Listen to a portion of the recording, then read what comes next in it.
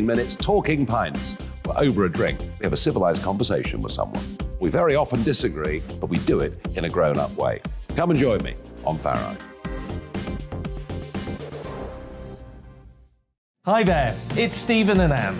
At breakfast from 6 a.m, you'll always be caught up with everything you need to know, the latest headlines, opinions and debates. We'll bring you the good news and the bad, but most of all, we're here for you. Remember, send in your views and let us know what you would like us to talk about. That's because we're your news channel. And every morning at 6 a.m, it's breakfast on GB News.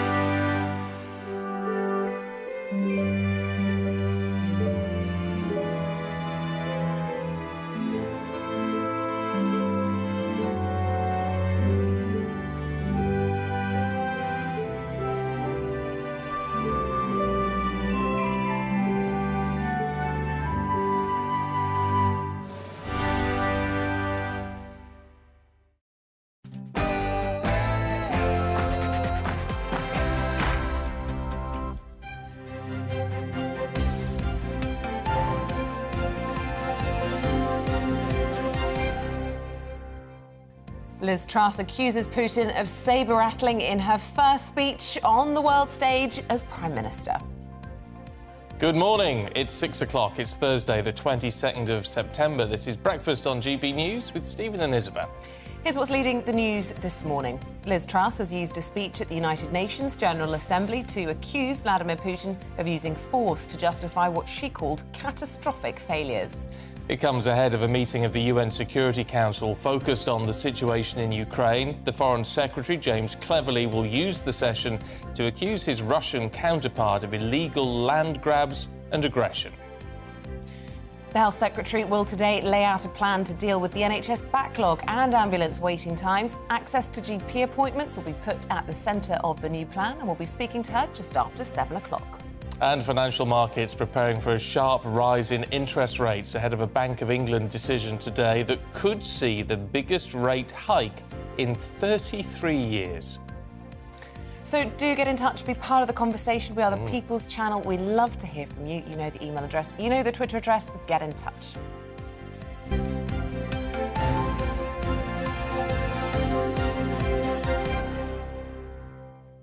So our main news for you this morning, and Liz Truss has used her first speech on the world stage as Prime Minister to condemn Putin's nuclear threats as sabre-rattling. Here's what she had to say. No one is threatening Russia.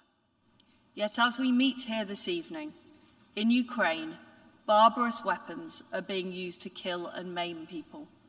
Rape is being used as an instrument of war. Families are being torn apart. And this morning, we have seen Putin trying to justify his catastrophic failures. He's doubling down by sending even more reservists to a terrible fate. He's desperately trying to claim the mantle of democracy for a regime without human rights or freedoms. And he's making yet more bogus claims and sabre-rattling threats. This will not work.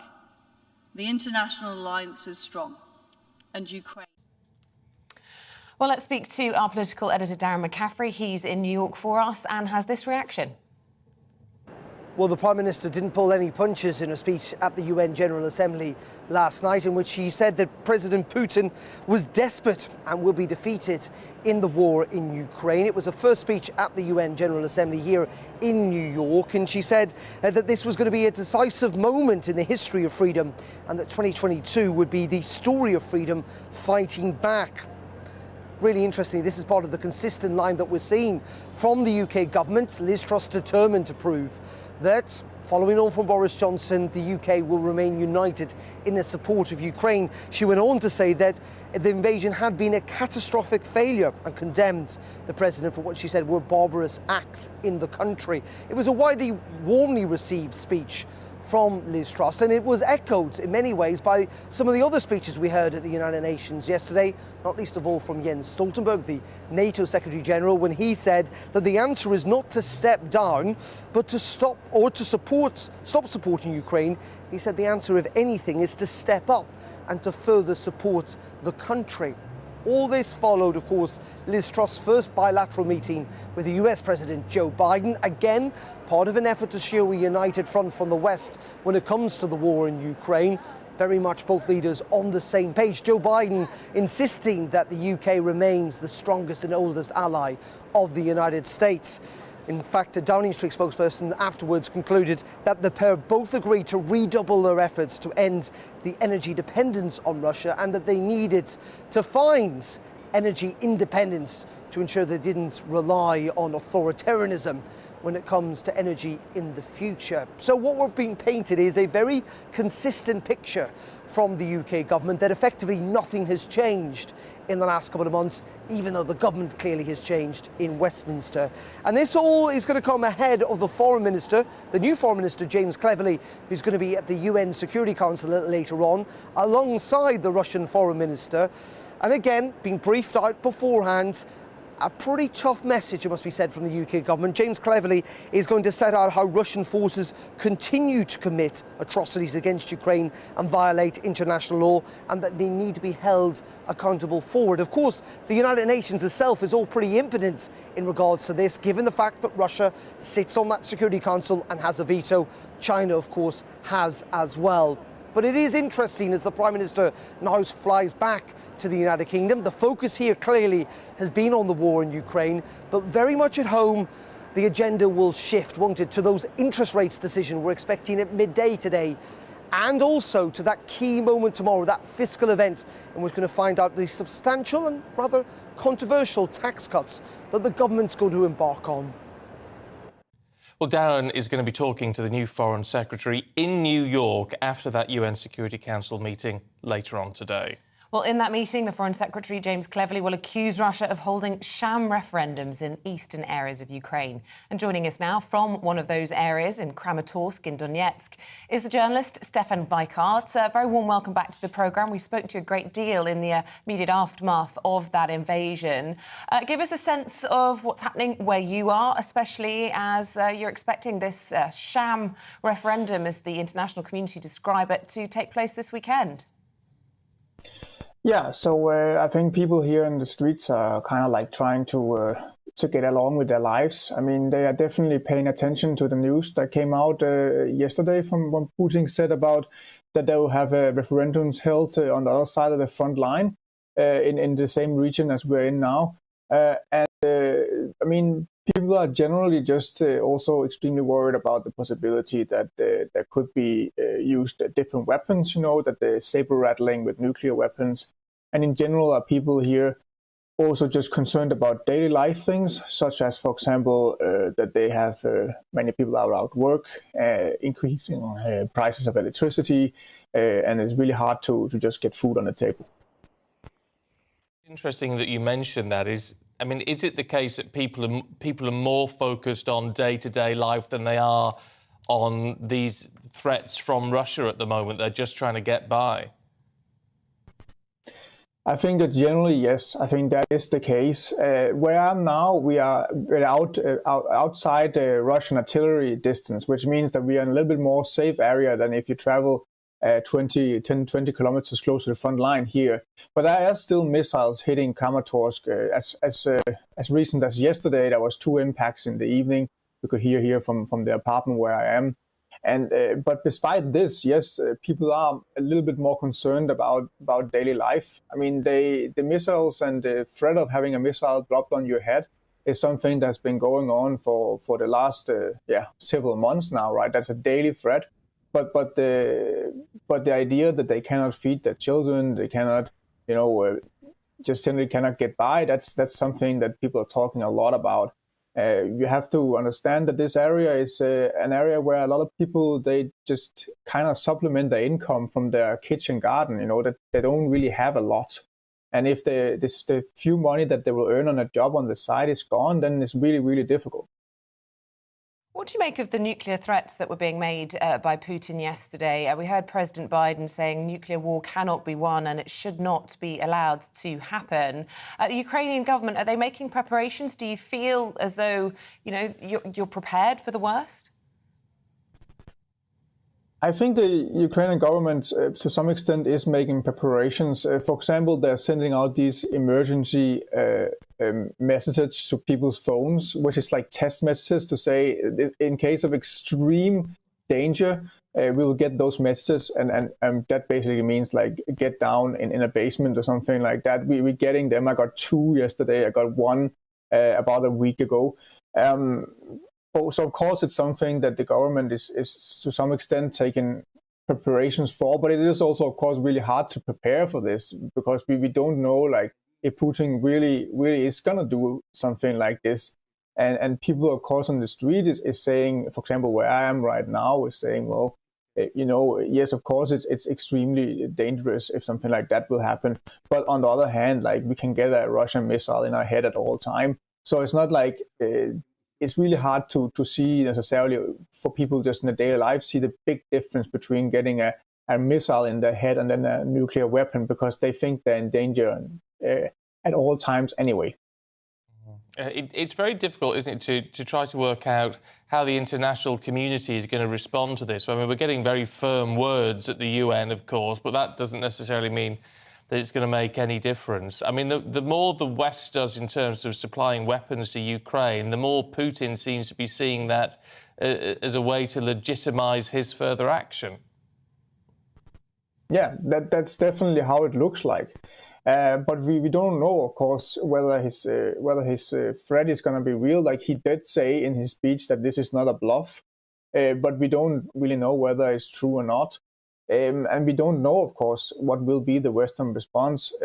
As, for example, Joe Biden also was asked in 60 Minutes, where he also said there will be consequences, but didn't mention specifically which ones. So I think, of course, like it is really difficult to say what will happen if Putin does decide to use nuclear weapons in Ukraine. But we will just have to wait and see, I guess. But for people here on the streets, they are, I mean, they're living through hell in many ways every day. And it's for them, it's just not another thing, another threat to build on that huge pile of problems that they're facing every day. Just finally, I just want to get your assessment on these prisoner of war releases and prisoner swaps that we've seen overnight. A sort of conciliatory action, I suppose you could describe it as. Great news, Ukrainians celebrating the release of what they're describing as many of their own heroes. And then on the other hand, yesterday we had all the sort of escalation, saber-rattling from President Putin. What do you make of those two things happening at the same time? What does that message say? Yeah, it's really difficult to say. I was quite surprised that these prisoners were released at this point, especially after all the other things, as you mentioned. I think it's really hard to say at this moment. It could just be coincidence that it's happening now. I mean, there has been, of course, negotiations going back and forth about getting these Azov-style fighters released, for example. So it could just be coincidence. It could also be because they won't have a backdoor open for negotiations. It's really hard to say. OK, Stefan Weikart, really good to talk to you. Thank you so much for joining us this morning from Kramatorsk in eastern Ukraine. Now, the Health Secretary Therese Coffey will today announce a new plan to tackle the NHS backlog in the run-up to winter. NHS's own data shows not a single trust in England met any waiting time targets during the year from April 2021 to March this year. Well, let's talk to the former Health Secretary, Stephen Dorrell, who joins us now. Good morning to you. It's nice to see you. What do you want to hear from Therese Coffey today, and how do you think she's going to achieve anything, actually, at the moment? Well, I think she's obviously got an extremely difficult task.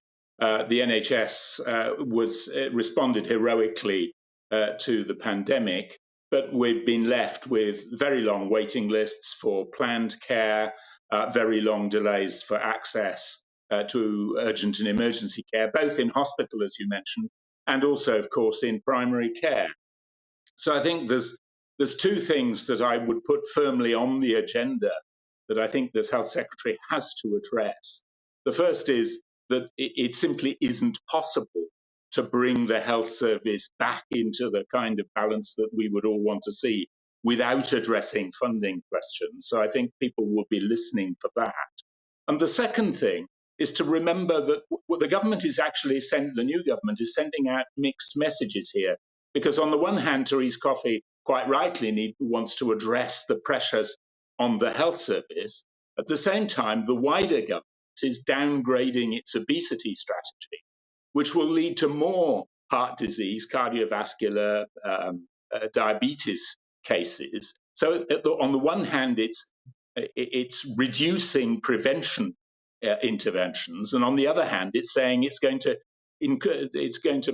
try to address the avalanche of demand that's being felt across the health and care system, partly as a consequence of the pandemic, although of course it was building before the pandemic. Is just simply not having enough GPs, isn't it? I mean, I know what Therese Coffey is going to say is they're going to try and devolve some of the GP responsibilities to very senior nurses and to pharmacists. We've heard a lot of this before in the past. But the true fact of the matter is 1,700 fewer full-time equivalent GPs today than there were in 2015. And until that changes, trying to see a doctor is always going to be hard. Yes, but can I focus for a second on the point that by downgrading the obesity strategy, what the government is doing is building demand for GP services and primary care and indeed hospital services. So the government needs to recognise that health strategy is not just about treatment within the NHS. It's also about intervening to prevent people becoming unnecessarily ill. It's also about, as Liz Truss said during the leadership campaign, it's also about addressing the issues in social care. You can't deal with these issues just one at a time. You have to deal with them together. But that's looking at, I mean, the problem with all of this is it's such a huge issue to deal with, isn't it? It's a case of how you prioritise some of that. And that's the big issue she faces. I mean, guess what? You know, most people are going to be looking at needing to see the GP. And as Isabel said, farming it off to the pharmacies, well, that's good, except the pharmacists aren't happy with their contracts at the moment. They feel they're being underpaid already. Can I suggest, you're right, these are very complex issues and it's difficult to find your way into them, particularly when they are as pressing as they have become over the last few years. But can I suggest a way of addressing it, which is to focus first and foremost on the individual citizen who is finding their health not as good as they would want it to be. And if you focus on individuals, then the first thing all of us want as individuals is to avoid being ill if we don't need to be.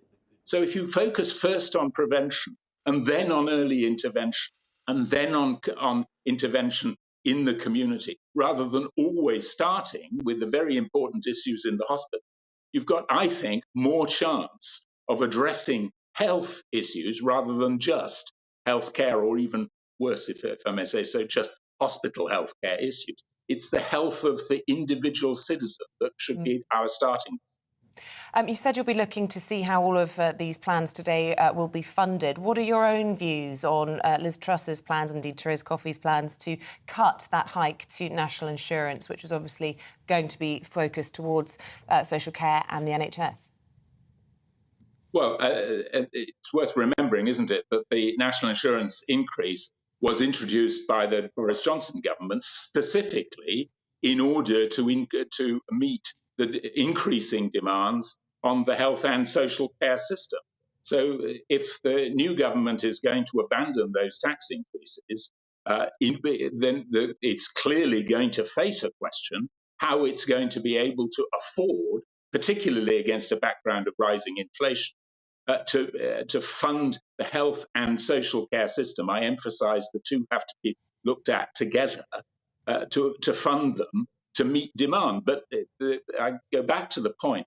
First thing should be to reduce unnecessary demand and reduce the amount of demand that is felt in the hospital system and indeed in the GP system by taking opportunities to prevent that demand arising in the first place.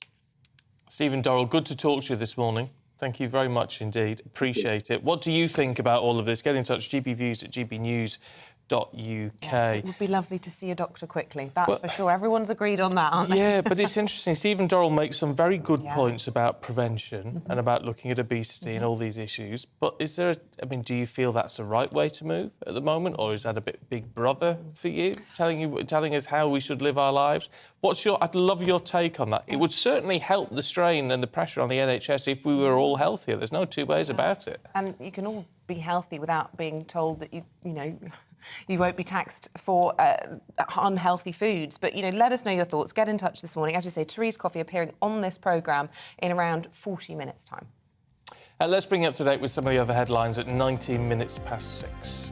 Financial markets are predicting that the Bank of England will unveil the biggest hike in interest rates for over 3 decades when its decision-makers meet later today. The Monetary Policy Committee is expected to increase rates by 0.75 percentage points to 2.5%. A record £200,000 reward is being offered for information that leads to the conviction of the killer of Olivia Pratt-Corbell. The 9-year-old was shot by a gunman who chased his intended target into her home in Liverpool last month. The Princess Royal will thank members of the armed forces who were involved in Her Majesty's funeral during today's visit to Portsmouth Naval Base and St Omer Barracks. Meanwhile, the Earl of Wessex will visit troops on deployment in Estonia and Germany to recognise their service to King and Country.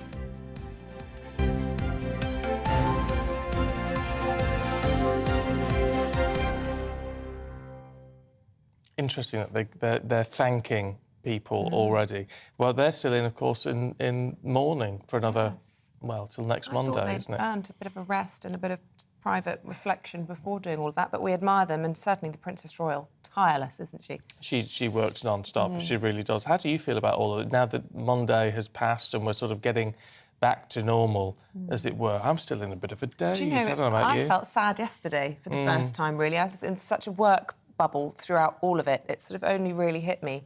We're going to miss her. It's very sad. Yes, yeah. Let us know. GBViews, gbnews.uk.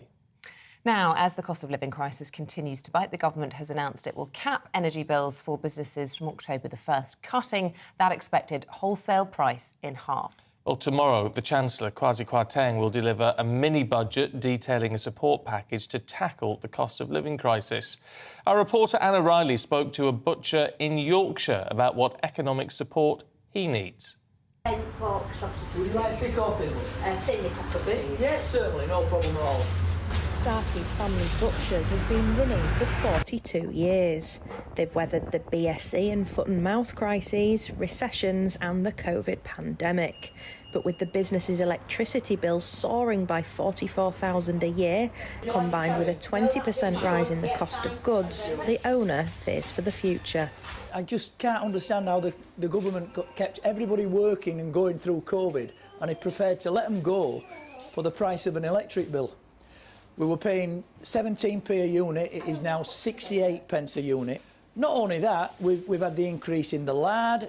A 12-kilo box of Italian lard was £12.50 18 months ago. It's now £38 a box. We've had the increase in the flour, the rusk, meat's gone up. And I have not actually increased any prices, I just daren't, because I know every household has got the same problems. And this is what Graham wants to see in the mini-budget.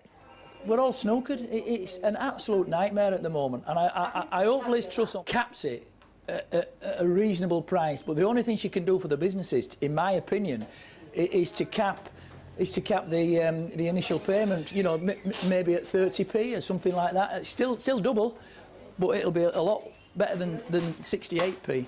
We're a country of shopkeepers. We are the backbone of society, really. We're all low paid, really. We're low paid for what we do. We've delivered all the way through the pandemic. We deserve respect and we deserve looking after. Otherwise, when we've gone, we've gone. Look after the small businesses and we'll look after you. Small businesses across Britain like this one will be hoping for the best from the fiscal announcement on Friday. Anna Riley, GB News, Sherburn in Elmet. Honestly, you wonder what's going to happen with these businesses. Hopefully this cap it's only going to last for 6 months though, isn't it, initially? And of course the cap is great for businesses, not so great for the Treasury. They've got to pay for all of this, and of course that has an impact on inflation and interest rates and all of us. So it's not an easy solution. It's a worry, isn't it? We're going to take a quick break. After that, we're going to be talking about toxic forever chemicals. Guess where they're being found? School uniforms. It's a good guess, wasn't it? Unbelievable. But it says it there. But of all the places, why would you put harmful forever chemicals in school uniform? I don't know. We'll be talking about it after the break. First of all, here's your forecast. Hello, good morning. I'm Aidan McGivern from the Met Office. A wet start for some, northern areas in particular, but in the south it's mostly dry with some early mist and fog clearing to bright skies by this afternoon. High pressure is edging away into the near continent, and low pressure, as well as weather fronts, are affecting the north of the UK. Now, this cold front that's crossing Scotland and Northern Ireland as we speak, well, it pushes into northern England and parts of North Wales later in the morning. So the rain arriving here and turning heavier as the day goes on, especially over the hills of Cumbria and North Wales. To the south of that, after any early mist clears, well, actually it's a bright afternoon for much of central and southern England, southeast Wales as well, 21 to 22 Celsius. But for Scotland and Northern Ireland, a damp start here, followed by brighter skies, especially towards the northwest during the afternoon, although the rain could linger for a time across southern Scotland. There will be some scattered showers into the northwest of Scotland, perhaps the north coast of Northern Ireland as well. They fade away into the hours of darkness during Thursday night. Clear spells for much of the north and the west eventually, and as a result temperatures dipping into the single figures. But it's a milder night for the rest of England as well as Wales, with cloud and outbreaks of rain pushing southeast. So it's a damp start to the day for southeast England on Friday morning, but actually that rain turns more showery, and for many Friday is a showery day, but the showers fairly well scattered in many places. Sunny spells in between, although the far southeast could see some more prolonged rain at times because of the proximity of the weather front. A cooler day for many, temperatures up at around 16 degrees in the north, 19 or 20 in the south. Saturday is also a day of sunny spells and showers, again the odd heavy downpour in the south and the east. Sunday starts dry before rain and wind push south, followed by a colder airflow.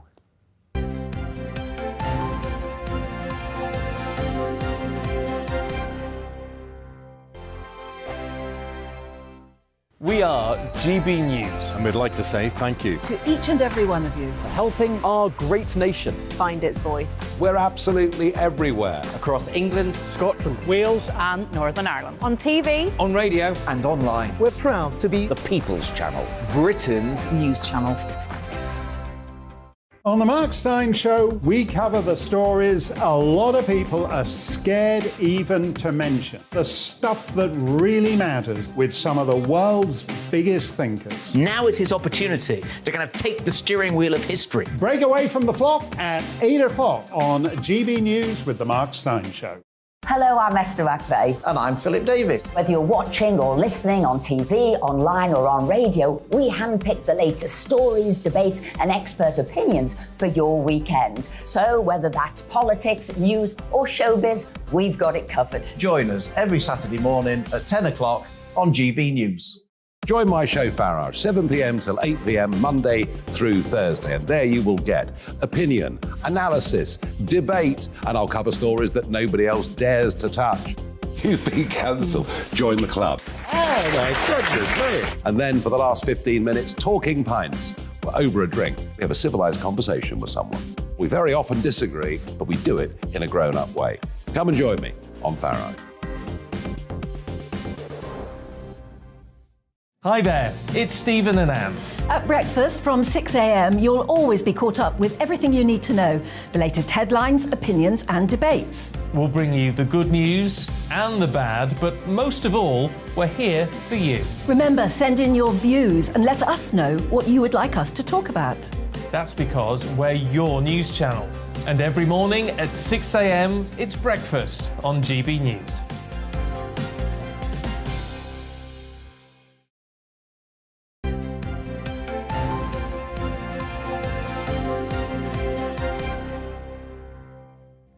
Welcome back. It's 6:28. Still to come on this morning's programme.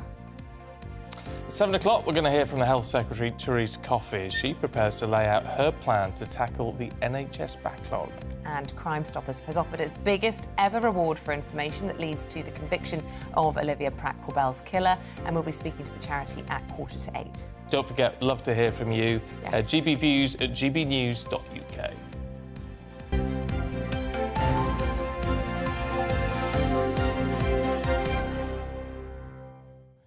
Interestingly, on that NHS crisis, Tony's been in touch talking about, because one thing Stephen Dorrell, former NHS, former Health Secretary, was talking about was this the government pulling back on its obesity strategy and removal of things like the sugar tax. Tony says the sugar tax removal, well, the imposition of it made no difference.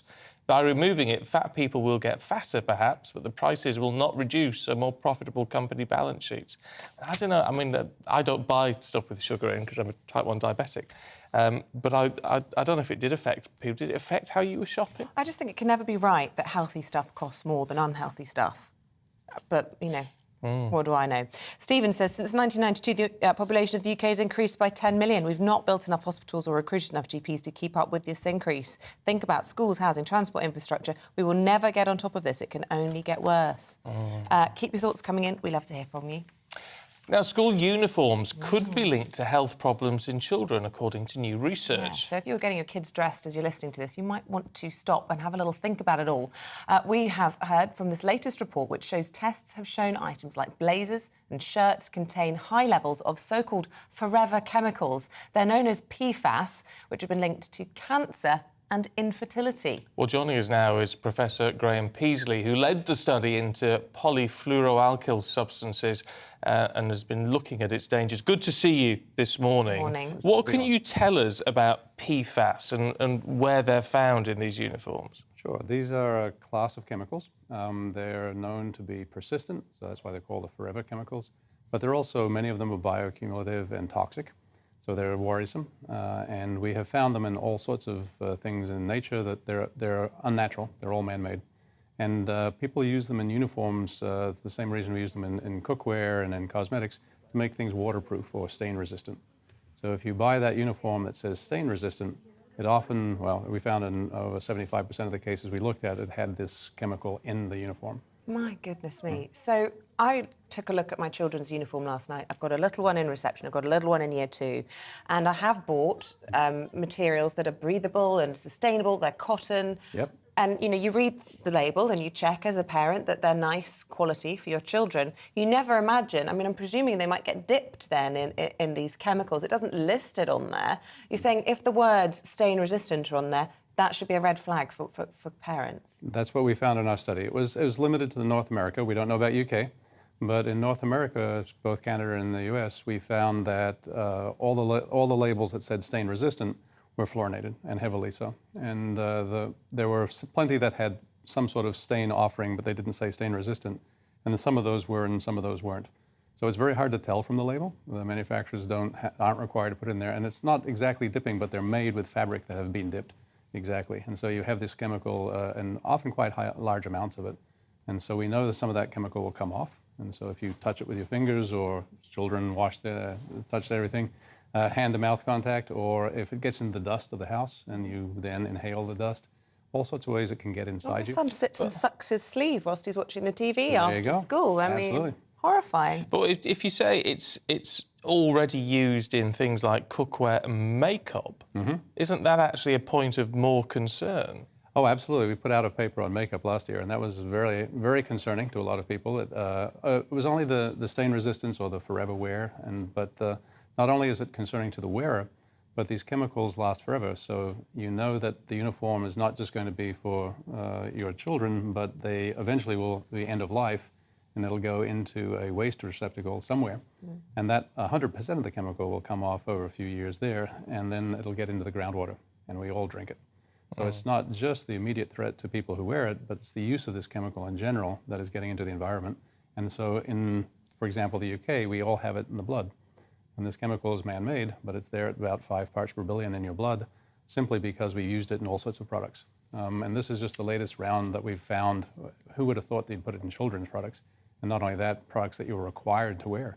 So you don't have a choice. So what happens if we get, for sustained exposure to PFAS? What are the dangers? Well, the study was done back in 2012 that was conclusive about 6 diseases, 2 types of cancer, hypothyroidism, a thyroid disorder, hypertension, and ulcerative colitis. But there are also new studies that show immune toxicity, and so there's a lot of very serious diseases that are related to this type or this class of chemicals. Does that mean it's going to happen? No, it's just that you've put it into your blood and you've increased your chances for these diseases to have occurred. And the idea is that if we have options, why don't we choose the ones that don't have these chemicals in it? And there were the good news, if we can have that, is that there were plenty of uniforms that didn't have it. But the ones that said stain resistant were adding these chemicals unbeknownst to the parents mostly. And that's where we thought we could do a good publication to try and tell people. And this should organize people to, not just to read the labels as you do, but to try and give yourself the option. I'd like the one with chemicals, without. Of course, it's sold that it's stain resistant, and everybody would like, but when I grew up, we didn't have that. My parents just washed my clothes. And that's, we're arguing we should go back to that, and we should have a choice about what we expose our children to, because they are a vulnerable population. Yeah, they can't choose for themselves. Graham Peasley, Professor, no less, thank you so much for shedding light on that and educating us about these forever chemicals in school uniform. Thank you. It's worrying stuff, Awful. isn't it? If you're a parent, get in touch. Will you change your buying habits now, be less tempted to go for the stain resistance? So you see the appeal of it on the label, but it's not going to do you any good, is it? Coming up after the break, we're going to go through the papers. This morning, Liz Kershaw and Freddie Gray are with us.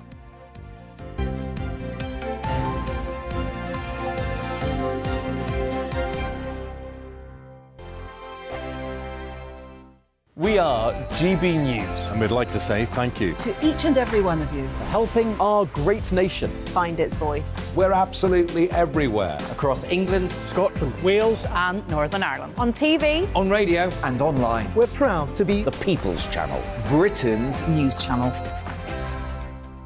On the Mark Steyn Show, we cover the stories a lot of people are scared even to mention. The stuff that really matters with some of the world's biggest thinkers. Now is his opportunity to kind of take the steering wheel of history. Break away from the flock at 8 o'clock on GB News with the Mark Steyn Show.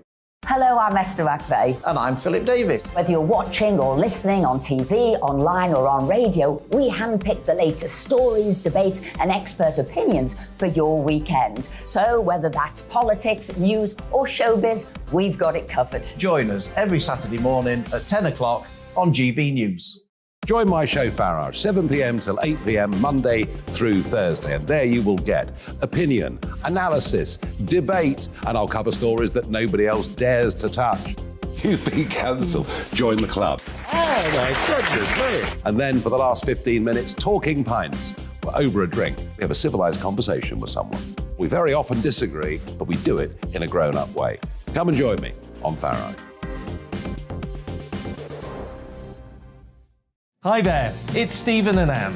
At breakfast from 6 a.m, you'll always be caught up with everything you need to know, the latest headlines, opinions and debates. We'll bring you the good news and the bad, but most of all, we're here for you. Remember, send in your views and let us know what you would like us to talk about. That's because we're your news channel. And every morning at 6 a.m, it's breakfast on GB News.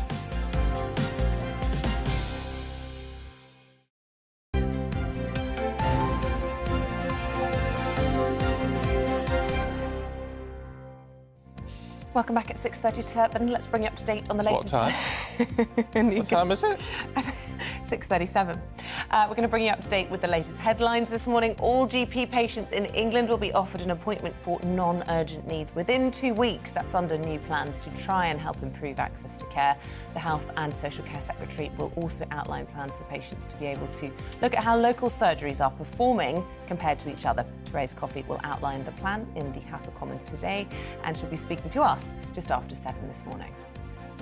The government is expected to reveal today how it plans to end a fracking ban in England. The move would breach a Tory manifesto pledge not to lift the ban unless it was scientifically proven to be safe. The Prime Minister insists that it'll stimulate more domestic gas supplies, but promises not to approve anything that carries risk.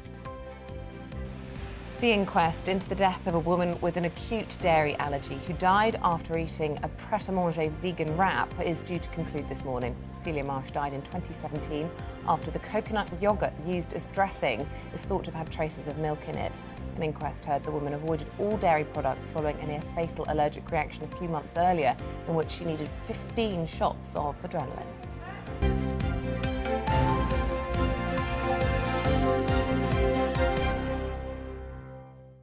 Let's go through the papers this morning. And joining us today, broadcaster Liz Kershaw and deputy editor of The Spectator, Freddie Gray. Good to see you both this morning. Freddie, let's kick off with you, should we, in the Mail, where they're saying we won't be cowed by the nuclear threats made by Vladimir Putin. Well, it's easy for them to say, isn't it? Well, it's tough words, a united front. I think everybody expected this kind of response from both Joe Biden and Liz Truss. I think the difficulty is, and the thing that they can't address, is what happens next. And the sort of paradox of this situation is the more we win in Ukraine, the more the West wins in Ukraine, the more dangerous the situation becomes, because, as everybody knows, Putin is desperate. The speech was terrifying. And everybody accepts, Liz Truss accepts, that we shouldn't take these threats lightly. He may be bluffing, he may not be. And if he's not bluffing, that's very, very serious for the world. Yeah, it's hugely difficult, Liz, isn't it? Because, we've got to say, no, we won't be. We're not going to be threatened by you. But we've got to take it beyond seriously, haven't we? Yeah, I'm not laughing at the situation. I'm laughing at you turning to me, possibly, for a solution.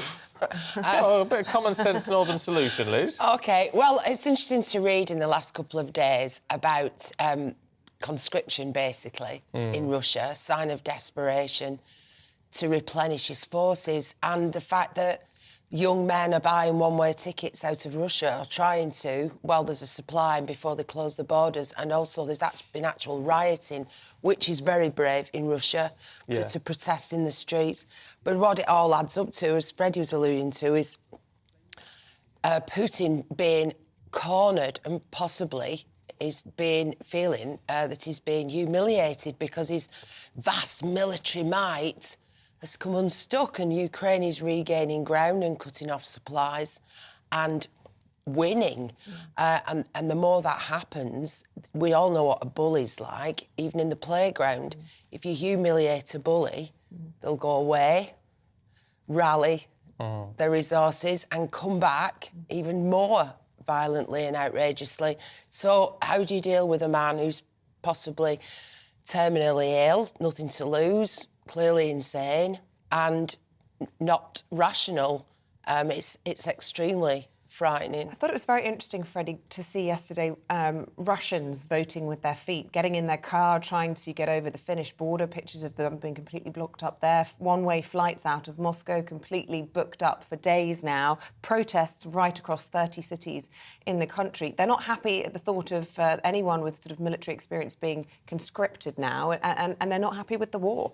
Well, again, that would hopefully be a reason for optimism that Putin's government is falling apart. But unfortunately, it's not necessarily, because everybody assumes that sort of a nice liberal democracy will come in place of Putin. It probably won't. It will probably be much harder nationalists who have regarded NATO as at war with Russia for a long time. So it's a very, very difficult situation. And I think, huge admiration for the people protesting in Moscow at the moment. But, is it realistic that a benign government is going to take over in Moscow? I don't think so. No. OK, let's turn things closer to home. Liz, what's the eye saying about the Prime Minister's plans? Well, obviously, the plans are economic, but hugely political, and the eyes, not that complimentary, confident or supportive. Other newspapers are. The Sun, for example, their lead article today is... but what she's doing, I think, is very brave. She's saying, right, let's shake things up. We've tried austerity since 2008. We've tried cutting the expenditure of the government. We've tried cutting the national debt, and the economy is stagnant. Productivity is really low.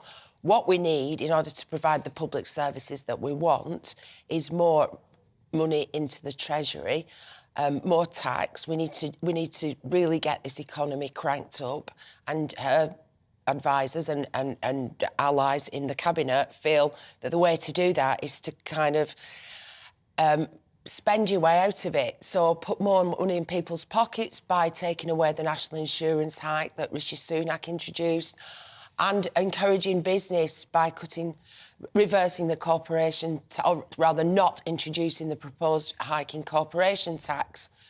And I can see that the logic of that, because a lot of companies although they like to brand themselves as British, are actually registered in places like The Hague, in Holland, or in Dublin, in Ireland, because corporation tax is lower. Great example is Diageo, which owns all the major Scottish whisky brands and most of the spirits that you drink, but is registered in St James or Pall Mall, etc., but pays corporation tax in the Netherlands, so it doesn't go into our Treasury coffers. It doesn't help the people of Scotland. So I can see why this is trying to make the UK more attractive in which to invest, and also by not taking 1.5% more out of people's pay packets, so they've got more disposable income.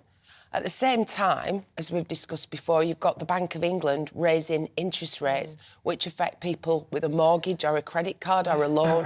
So it's give with one hand and take with the other. I really hope, some papers are optimistic, I really hope that it pays off.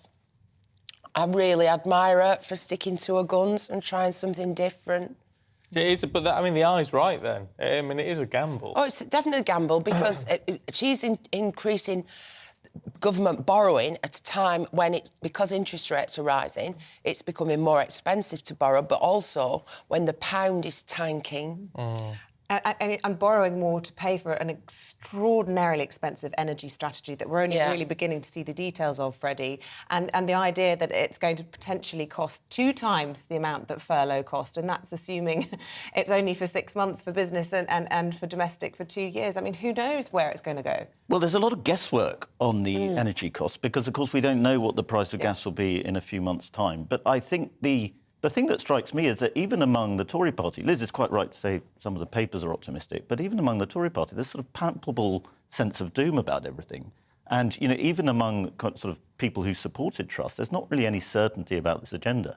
And I find that quite striking, because I think it is quite a bold agenda. And I think everybody agrees Britain needs some kind of shock economic therapy. And I'm just surprised that there aren't more people behind Liz Truss in this very early stage of her premiership. Wow. It's definitely something bold was needed in all of this. It's whether it's going to work or not, but well, I suppose something's got to be done. The big question is, will the energy bazooka solve that question and then let the rest of the economy grow? That remains to be seen. I read yesterday that 60% of people, this is quite astounding, don't have a mortgage. Really? Yeah, 60% it says. So that would suggest that only 40% of people are going to really be paying the price of the interest rates, which... Well, unless, of course, if the other 40% are renting... Landlords are going to raise the prices as well. Rents are going to go up, aren't they? I don't know. I'm a landlord, and I was speaking to my friend who's also a landlord recently in this last week, and we were saying, we're not putting the rents up because the people who are living in them will pay more. 40% of that will go to the tax man. 10% of that, put your rent up by 50 quid. The letting agent gets 5 quid. The government gets 40%, and you end up with about 25 quid. The poor 20 quid, the tenant's paying another 50 quid. It's just not fair. Freddie, can we turn our attention to the front of the Times? This was circulating yesterday evening, wasn't it? And this is the massive lawsuit being brought against not just Donald Trump, but members of his family. Tell us more. Well, I've been writing about Trump for about 6 years, and this story has been going on for about 6 years. I think it's spreading to the family is new. but it's the New York Attorney General Letitia James, who is a very political figure, has launched this very spectacular civil suit with criminal implications. But it's a civil suit that is really another gesture against Trump. And whatever you think of Donald Trump, I think he has a point when he says that the Democrats are weaponizing the legal system against him. Because this is clearly with an eye to the midterms, which are coming up, the midterm elections, which are going to be very big, and the Democrats are doing slightly better. Why is it clearly with an eye to the midterm? Just because of the timing? Because the Democrats feel the more they can keep the conversation about Trump, the more they can mobilise their voters to get out there because they're worried about Trump coming back. So Trump is a sort of useful bogeyman. But political or not, if he has done something illegal, it needs to be addressed, doesn't it? Well, the allegation is that he has inflated the value of his assets, which I think every American billionaire has done at some stage in their life. I mean, I think there is something there, but I think it's been 6 years now and nobody has quite managed to figure out what it is. And in fact, the couple of big sort of scoops against Trump on his tax affairs have actually backfired slightly because a few years ago it emerged that Trump was paying slightly more tax than he probably should have done or could have done. So, I mean, I do think eventually there's so many investigations into Trump, inquiries into Trump, eventually it doesn't make an effect and it will probably stop him. But, and he is a toxic figure. He was so famous, wasn't he, for the art of the deal? He's going to have to bring out a new book, The Art of Dodging Prosecution, because he has case after case brought against him, whether it's impeachment, whether it's the FBI coming after him, and it never seems to come to anything. He's pretty good at dodging it, and the American justice system does move very slowly. Even by legal system standards, It moves very, very slowly. So that's partly why this has taken so long. But it's also that they don't have the smoking gun. And it's a lot like the Russia collusion inquiry. They never have the smoking gun to get him because there's always something murky there, but they never quite pin it on him. Oh, well, we shall watch with interest. Meantime, we need to see a doctor. Liz, you can see one in a fortnight. Well, gee whiz. A fortnight's a long time if you're really suffering or you've got a progressive illness. Therese Coffey is now head of the NHS, looking after that as a member of the Cabinet. And the other thing she said is we're going to stop this 8 a.m. lottery for appointments. Have you ever tried that? It's a nightmare. I like the way they described it as a Glastonbury-style free-for-all at 8 o'clock. It's like the lines are open now, start dialing. And there for an hour. It's like a radio quiz, isn't it? Yeah. And I've fortunately not had to do that for myself, but I have had to do it for somebody I care about. And also, this person got into dire straits and had an accident due to his condition, which could have killed him if somebody hadn't saw him and leapt in to help. So after he'd been ringing the doctor's surgery at 8 o'clock for about 4 months and hanging on for half an hour and then at, say, 8:30 being told, I'm sorry, we've no appointments today. So, being like I am, I said, right, and got in my car, drove up. What are you doing? I said, we're going to the doctor's tomorrow. Well, you can't, they won't let you in. So I said, they will. So we went to the surgery. He wouldn't come in. He sat in my car. The doors were locked. So this is in May, and this is post, lockdowns and COVID and everything else. And the doors were locked, but this family came who pressed the buzzer and they had an appointment. So as the doors opened and they went in, I went in as part of that group. And then when they'd been seen empty, except for one receptionist, I'm just telling you this, it's not boring, as an example. So the family got seen and then I stood there and said, I'd like an appointment, please. And she said, oh, you can't do that. I said, well, I'd like an appointment. Oh, tell him to ring in at 8 o'clock. No, he's been doing that for 4 months. Well, I can't help you. I said, OK, well, I'm going to stand here till you do. And I went and I meant it. And she said, well, I haven't got any appointments, face-to-face appointments. I said, beg your pardon. And I wasn't attacking her and I felt sorry for her. She said, I have 3 face-to-face appointments with a GP a week. I said, how many patients have you got? 14,000.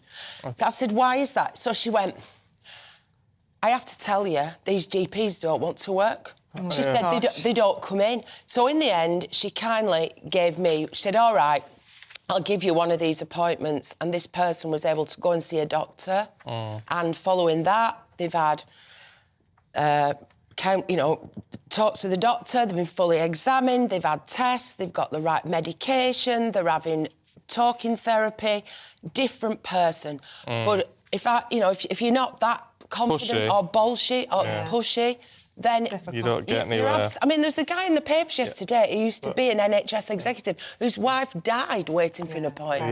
Yeah, it's really Shut bad. up, Liz. Shut up, Liz, is what I'm saying, because we're out of time. But we'll catch up with you a little bit. Don't you start, Freddie. We're out of time. We're out of time. I'm sorry. We're out We'll of get time. back to you next hour, I promise. We've got to turn our attention now to extra police officers being brought into Leicester. There's been an ongoing problem now for a few days. It's to prevent a repeat of the intercommunal violence, which has been erupting over the last few days. Yeah, now the region's Police and Crime Commissioner says this weekend neighbouring forces are providing additional officers. Our Home and Security Editor, Mark White, reports. On Belgrave Road in Leicester, the scene of so much of the violence in recent days, it's peaceful now. The predominantly Hindu community is preparing for the annual Diwali festival next month. But for now, locals like Rakan Chudasama, who's run a retail business here for 20 years, is more concerned about the next few days, fearing the possibility of renewed trouble here. It's minority who is causing the problem. I mean, Hindus and Muslims, end of the day, we are all one. So I don't see why they should be fighting. Last weekend's violence here stretched local policing resources beyond breaking point. Senior officers had to call on mutual aid from neighbouring forces to help bring order back to the community. The area's Police and Crime Commissioner says reinforcements will be in place in the days ahead, should trouble flare again. Some of the officers are beginning to get tired, that they're needing to take rests. But the neighbouring police forces have been absolutely wonderful. They have not stinted in sending us additional officers, together with all the equipment that they need. So yeah, absolutely, there will be enough police officers out there to cope with whatever comes. The violence here between young Hindu and Muslim men flared up after a cricket match between India and Pakistan on the 28th of August. Both sides, of course, blame each other, and social media has only intensified the anger and unrest. The violence here is a huge blow to Leicester's reputation as one of the country's most ethnically diverse, yet largely harmonious communities. A city that has always proudly boasted of its multicultural heritage. Suleiman Nagdi from the Federation of Muslim Organisations in Leicester believes a recent surge in immigrants from the subcontinent has added to the volatility within settled and, to an extent, integrated communities here. In recent years, we've had a new migration that's come in over the last 4 or 5 years. Now, I don't wish to stereotype a particular section of the community, but that community came from a different background, and therefore their understanding and the norms of British society may be different to that of mine. And I think we have not built the bridge between that community and ourselves, and hence I think the problem lies at every section of society. Despite the calls for calm, it's clear that below the surface there are those prepared to exploit ancient animosities and import the kind of interfaith intolerance that has so divided much of the Indian subcontinent. Mark White, GB News, Leicester. Well, don't go anywhere. All the top stories coming up after the weather. Hello, good morning. I'm Aidan McGivern from the Met Office. A wet start for some, northern areas in particular, but in the south it's mostly dry with some early mist and fog clearing to bright skies by this afternoon.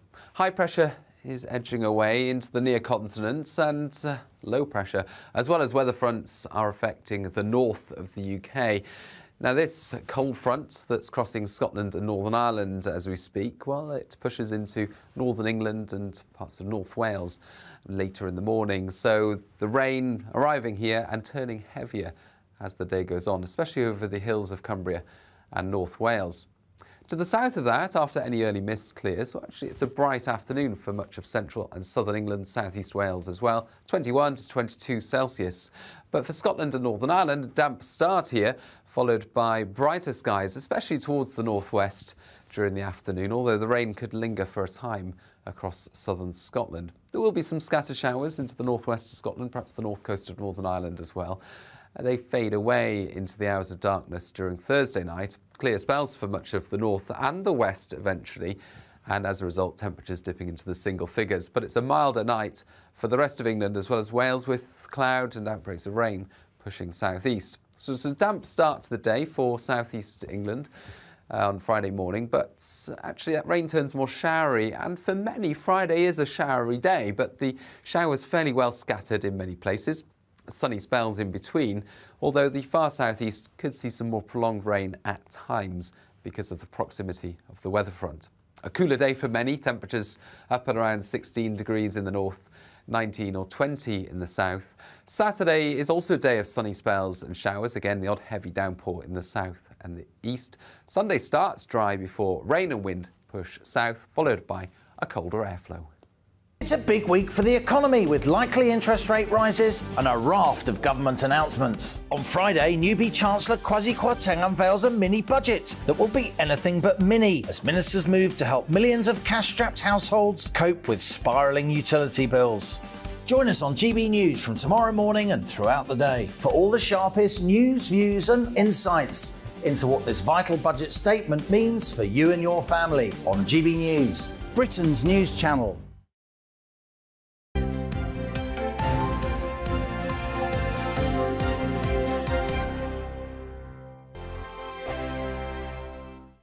We are GB News. And we'd like to say thank you To each and every one of you For helping our great nation find its voice. We're absolutely everywhere. across England, Scotland, Wales and Northern Ireland. On TV, on radio and online. We're proud to be The People's Channel. Britain's news channel. On the Mark Steyn Show, we cover the stories a lot of people are scared even to mention. The stuff that really matters with some of the world's biggest thinkers. Now is his opportunity. They're going to take the steering wheel of history. Break away from the flock at 8 o'clock on GB News with the Mark Steyn Show. Hello, I'm Esther McVeigh. And I'm Philip Davis. Whether you're watching or listening on TV, online or on radio, we handpick the latest stories, debates and expert opinions for your weekend. So whether that's politics, news or showbiz, we've got it covered. Join us every Saturday morning at 10 o'clock on GB News. Join my show Farage, 7 p.m. till 8 p.m. Monday through Thursday, and there you will get opinion, analysis, debate, and I'll cover stories that nobody else dares to touch. You've been cancelled. Join the club. Oh my goodness me. And then for the last 15 minutes, talking pints. We're over a drink. We have a civilised conversation with someone. We very often disagree, but we do it in a grown-up way. Come and join me on Farage. Hi there, it's Stephen and Anne. At breakfast from 6 a.m, you'll always be caught up with everything you need to know, the latest headlines, opinions and debates. We'll bring you the good news and the bad, but most of all, we're here for you. Remember, send in your views and let us know what you would like us to talk about. That's because we're your news channel. And every morning at 6 a.m, it's breakfast on GB News.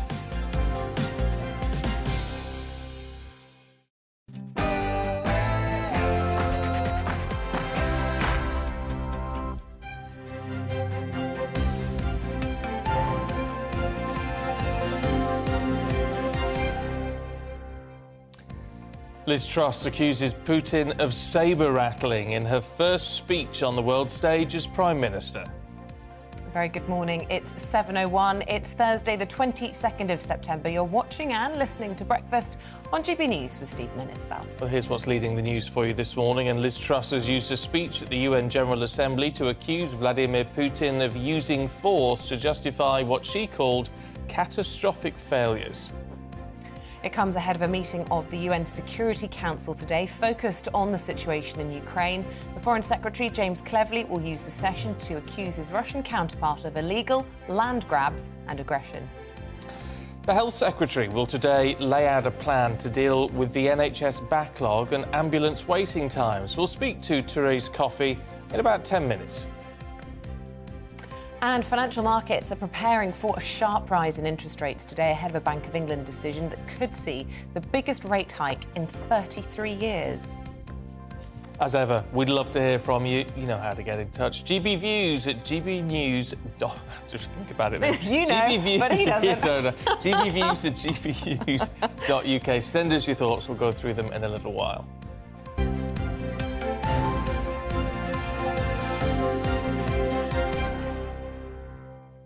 So to our top story this morning, and Liz Truss has used her first speech on the world stage as Prime Minister to condemn Putin's nuclear threats as sabre-rattling. Let's take a listen to what she had to say. No one is threatening Russia. Yet as we meet here this evening, in Ukraine, barbarous weapons are being used to kill and maim people. Rape is being used as an instrument of war. Families are being torn apart. And this morning, we have seen Putin trying to justify his catastrophic failures. He's doubling down by sending even more reservists to a terrible fate. He's desperately trying to claim the mantle of democracy for a regime without human rights or freedoms. And he's making yet more bogus claims and sabre-rattling threats. This will not work. The international alliance is strong, and Ukraine is strong. Well, our political editor, Darren McCaffrey, is in New York and sent us this report. Well, the Prime Minister didn't pull any punches in a speech at the UN General Assembly last night, in which he said that President Putin was desperate and will be defeated in the war in Ukraine. It was the first speech at the UN General Assembly here in New York, and she said that this was going to be a decisive moment in the history of freedom and that 2022 would be the story of freedom fighting back. Really interesting, this is part of the consistent line that we're seeing from the UK government. Liz Truss determined to prove that, following on from Boris Johnson, the UK will remain united in its support of Ukraine. She went on to say that the invasion had been a catastrophic failure and condemned the president for what she said were barbarous acts in the country. It was a widely, warmly received speech from Liz Truss, and it was echoed in many ways by some of the other speeches we heard at the United Nations yesterday, not least of all from Jens Stoltenberg, the NATO Secretary General, when he said that the answer is not to step down, but to stop supporting Ukraine. He said the answer, if anything, is to step up and to further support the country. All this followed, of course, Liz Truss' first bilateral meeting with the US President Joe Biden, again part of an effort to show a united front from the West when it comes to the war in Ukraine. Very much both leaders on the same page. Joe Biden insisting that the UK remains the strongest and oldest ally of the United States. In fact, a Downing Street spokesperson afterwards concluded that the pair both agreed to redouble their efforts to end the energy dependence on Russia and that they needed to find energy independence to ensure they didn't rely on authoritarianism when it comes to energy in the future. So what we're being painted is a very consistent picture from the UK government that effectively nothing has changed in the last couple of months, even though the government clearly has changed in Westminster. And this all is going to come ahead of the Foreign Minister, the new Foreign Minister, James Cleverly, who's going to be at the UN Security Council a little later on, alongside the Russian Foreign Minister. And again, being briefed out beforehand, a pretty tough message, it must be said, from the UK government. James Cleverly is going to set out how Russian forces continue to commit atrocities against Ukraine and violate international law, and that they need to be held accountable for it. Of course, the United Nations itself is all pretty impotent in regards to this, given the fact that Russia sits on that Security Council and has a veto. China, of course, has as well.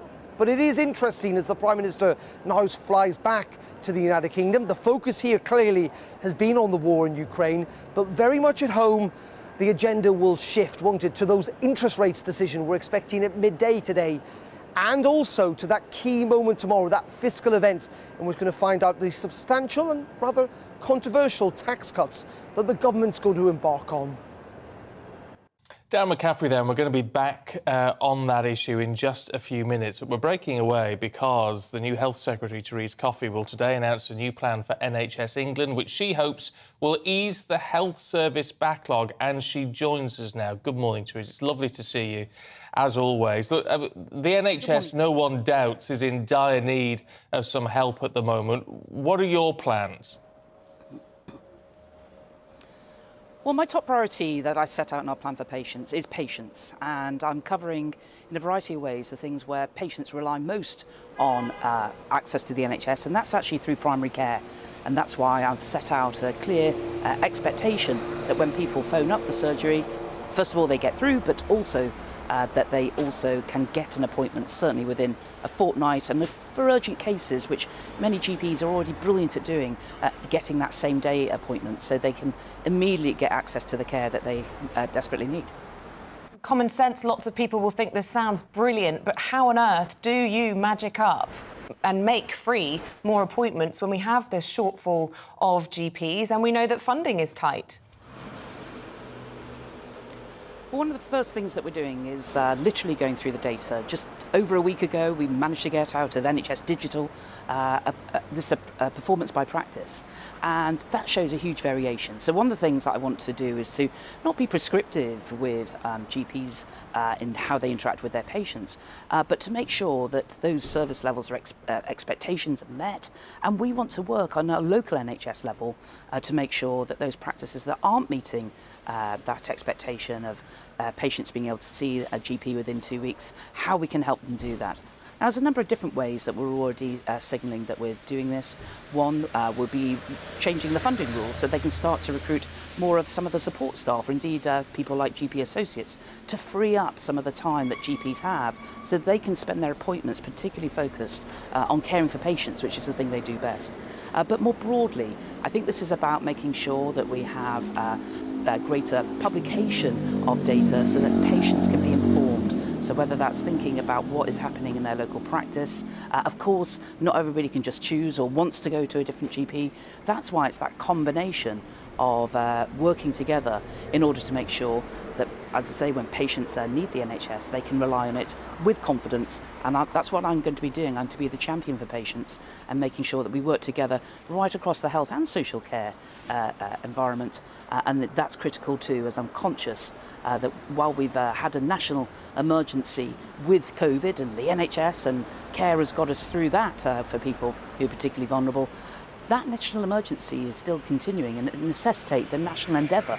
And that's why we're working hard to extend some of what we did in COVID to help with probably retired staff to come back into the NHS, but also many other measures which I'll be setting out in more detail to Parliament later today.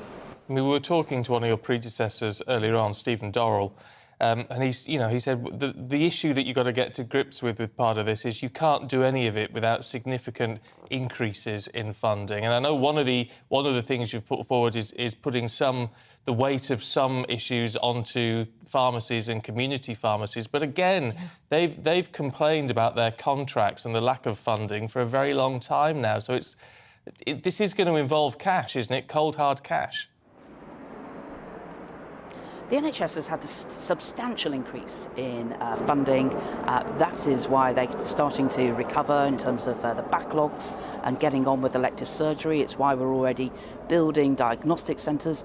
And in terms of the pharmacists, we've just finalised the contract, which opens up this opportunity for more people. Instead of needing to go and see a GP to get a prescription, they can go direct to the pharmacy as well. So those sorts of elements where there is funding attached to that new contract, that's the sort of response that we're giving in order to help the front line, and I will continue to do whatever I can to make sure that patients can get access to the care and treatment that they need as quickly as possible.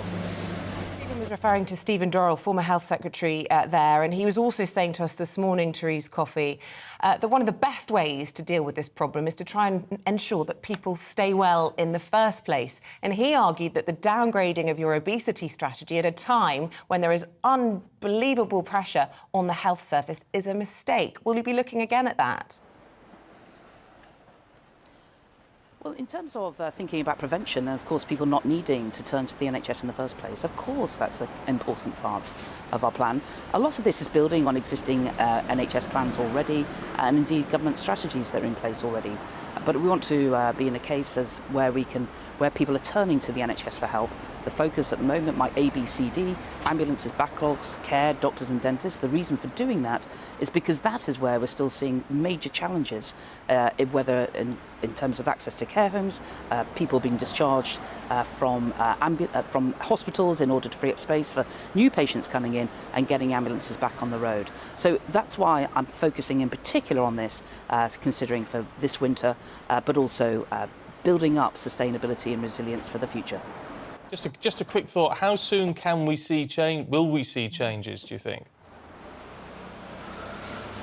Well, we'll be bringing some of these flexibilities that we've listened to doctors, we've heard some of their concerns, we're addressing various of those concerns in order so that people actually stay in the workforce. I mean, we do have more doctors and nurses more generally in the NHS than even a year ago, and we continue to try and make sure that people don't feel that they are forced to retire, but we'll be doing more, and I'll be saying more as we develop the workforce plan. Therese Coffey, it's good to talk to you this morning. Thank you. OK, we're going to return now to our top story. The Foreign Secretary will face his Russian counterpart today at a meeting of the UN Security Council, which is, of course, focusing on the situation in the Ukraine. Well, joining us now is Sir Mark Lyle-Grant. He's the UK's former representative at the UN, and our political correspondent, Tom Harwood, is here as well. Sir Mark, can we start with you? I mean, will this discussion, what we saw yesterday or overnight and what we're going to see today, will it make even the slightest difference to Putin and his approach, do you think? No, I don't think it will, frankly. But what's important about this Security Council meeting is it's a big set-piece event where all countries of members of the Security Council can set out their views. Now, we know what James Cleverly is going to say. We know what the US Secretary of State will say. But what we don't know, and I think the most important thing to watch at this meeting, is what the so-called middle ground of the Security Council say when they're in the spotlight and have to react to discussion about Ukraine. So you've got countries like India, Brazil, Kenya, United Arab Emirates, who have largely abstained in votes in the General Assembly of the UN up till now. They will have to come clean, as it were, and set out what their government's views are about Putin's aggression in Ukraine. So I think that's what's the main thing to look out for in this Security Council session today. And yet it's very possible countries like India will be reticent to be too critical of Russia for reasons that we all are aware of. And, you know, it begs the question once again, doesn't it, about what the purpose of the UN Security Council is, a council that, as we know, will enable Sergei Lavrov to have his say, albeit full of lies, whatever it might be today, and to have a veto along with China. Yes, that's true, but it will also give a platform for Ukraine to set out its views as well. And indeed, the UN Secretary General will set out his views. So, yes, it's a talking shop in some senses because Russia has a veto. So it's not possible for the UN Security Council today to take any coercive action. They can't impose sanctions on Russia. They can't condemn Russia formally because Russia will prevent that happening. But nonetheless, it's an important set-piece event, as I say, for other countries to have their say and to see how isolated Russia is. If India, for instance, if Brazil starts saying, oh, well, on the one hand, Russia has a case, on the other hand, Ukraine has a case, that will give great confidence to Putin in his next steps in Ukraine. If, on the other hand, it is clear that he is isolated and that no other countries, not even China, are actively supporting Russia, that could have some deterrent effect on Putin's next actions. What does seem to be increasingly clear, though, obviously, is the more desperate he becomes, the more dangerous he becomes. Are we going to see, or even likely to see, a solution to this that doesn't come from inside Russia? That seems to be the only way, really, this can be safely dealt with. You're absolutely right that we're facing a very dangerous period now because we've got this mobilization of 300,000 reservists. We've got the sham referenda coming up in 4 districts occupied by Russia next week, which is a prelude to annexation. And that's accompanied by language by President Putin suggesting that the Russian motherland is under threat and that he will use all necessary means, obviously hinting at nuclear use as well, to defend Mother Russia. Now, that makes it quite a toxic mix and a very dangerous period that we're entering into. How this will end, I think it's still extremely difficult to predict. I don't think it's impossible that there could be some settlement eventually, which perhaps leaves the situation back where it was before the 24th of February this year. But equally, it's not totally impossible that some of the opposition to Putin inside the country, both from the hawks who say he's not being tough enough and those who oppose the aggression in the first place, will lead to some sort of change in Moscow. But I don't see evidence that that is imminent, I'm afraid. OK, Sir Mark Lyle Grant, we're both wanting to thank you. It's been so interesting talking to you. Thank you very much indeed. We're going to bring in Tom Harwood at this point to get some analysis and all of this. I mean, lots of focus, rightly, on the UN Security Council today and James Cleverly. But let's focus, shall we, on what happened overnight whilst most people were sleeping, and this bilateral, finally, between our Prime Minister and President Biden. What happened during that, and indeed her first maiden speech? Yes, well, firstly, this bilateral between Biden and Liz Truss had actually been delayed from the weekend. There was going to be a more informal meeting at Number 10. This had been upgraded after that to a formal bilateral once the mourning period was over. It was thought it could be more substantial, having this not overshadowed, perhaps, by the demise of our late Queen.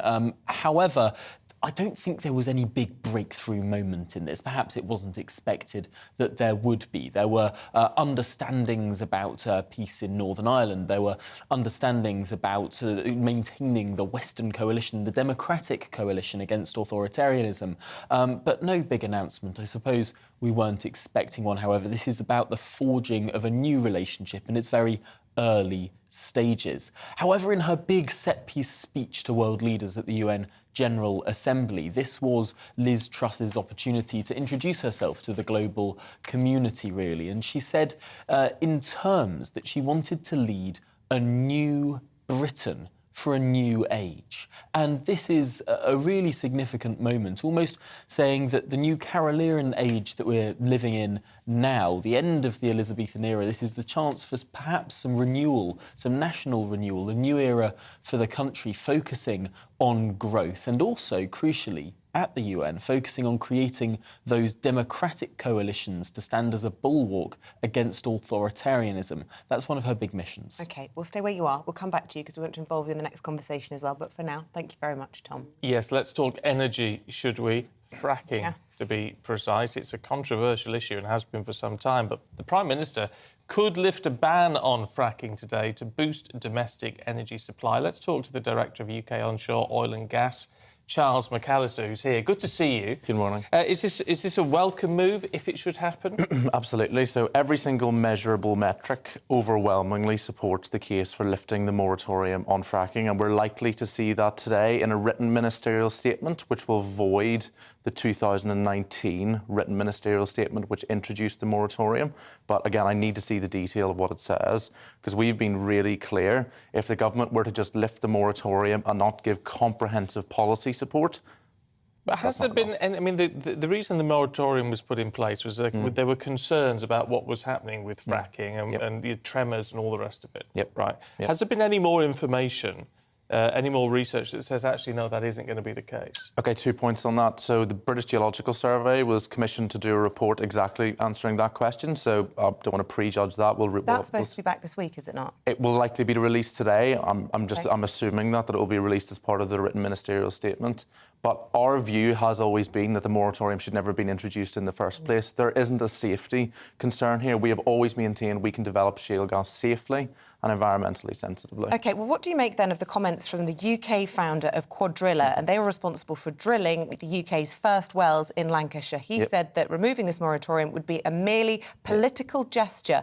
Unlike in the United States, the shale resource in the UK is heavily faulted and compartmentalised, making it far harder to exploit. And he says, and this is not me, this is the words of the Quadrilla boss, that it will not have an impact on the UK's energy supply. Not the Quadrilla boss, the guy who founded Quadrilla. He hasn't worked for the company for 10 years.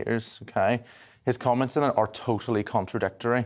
So he claimed that geology wasn't working, then said, but it would have worked 10 years ago. That doesn't make sense to me. You don't get change in geology over a decade. There's a huge number of contradictory statements So, you know, it's not a piece that even concerns me. What about Liz Truss's most senior climate change advisor then, Lord Debon? He says it'll be too costly and it will provide no quick relief, and that the Prime Minister should look at the facts. That's her own advisor. Well, I'd like to see what facts Lord Debon's looking at, because it's not the ones I'm looking at, can I absolutely assure you. Right, Tom, what do you make of it all? I mean, this is the Prime Minister's... we're preempting the announcement, but it seems pretty clear what direction this is going in. Yes, and listening to the words of the Business Secretary last night, crucially, this isn't just a binary question of whether or not the moratorium is lifted. It's what are the rules that fracking can use in the country? How do we extract British natural shale gas from our own reserves? And the big question here is, what is the seismic limit that is in place? In the UK, before the moratorium, we had one of the strictest seismic limits in the world. This is a little bit tricky to understand, but the Richter scale that measures seismic activity, earthquakes to some extent, it's a logarithmic scale, which means that the difference between the points on the scale is huge. It's exponential, isn't it? It's exponential. The 0.5 limit in the United Kingdom is equivalent to someone putting down a heavy suitcase, or someone who might be a little bit overweight sitting down on a dinner table chair. This is really the level at which we're talking. Anything below a 3 point on the Richter scale, 3.9 I believe, can't be felt other than with machinery. Now, when you get above a 3, it does get able to feel, and things can get damaged. But at the moment, the limit in the United Kingdom is set at 0.5. It might be that this limit is raised perhaps to 3, perhaps to 3.9, things that people still can't feel, but that becomes a politically contentious idea because you're talking about sliding up the Richter scale. And what is also, I suppose, politically contentious is if the Conservatives are seen to have broken a manifesto pledge, and they'll be aware of that and very conscious of that. What more can you tell us about that?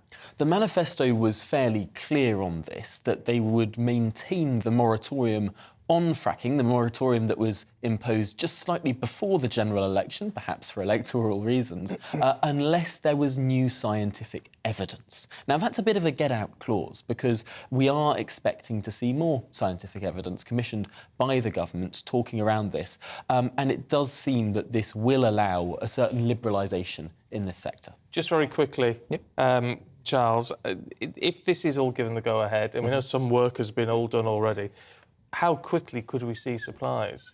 Well, it depends on what my members have said. There's 2 wells in Lancashire that have already been drilled, so if we can get planned permitting, etc. in place pretty promptly.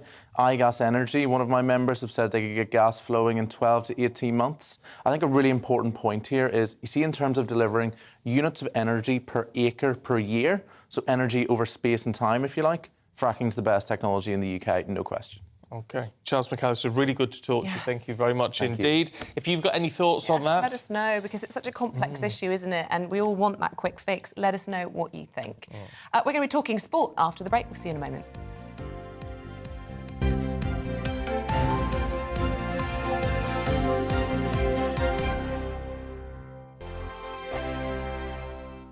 We are GB News. And we'd like to say thank you To each and every one of you. For helping our great nation. Find its voice. We're absolutely everywhere. Across England, Scotland, Wales and Northern Ireland. On TV. on radio and online. We're proud to be the People's Channel, Britain's news channel.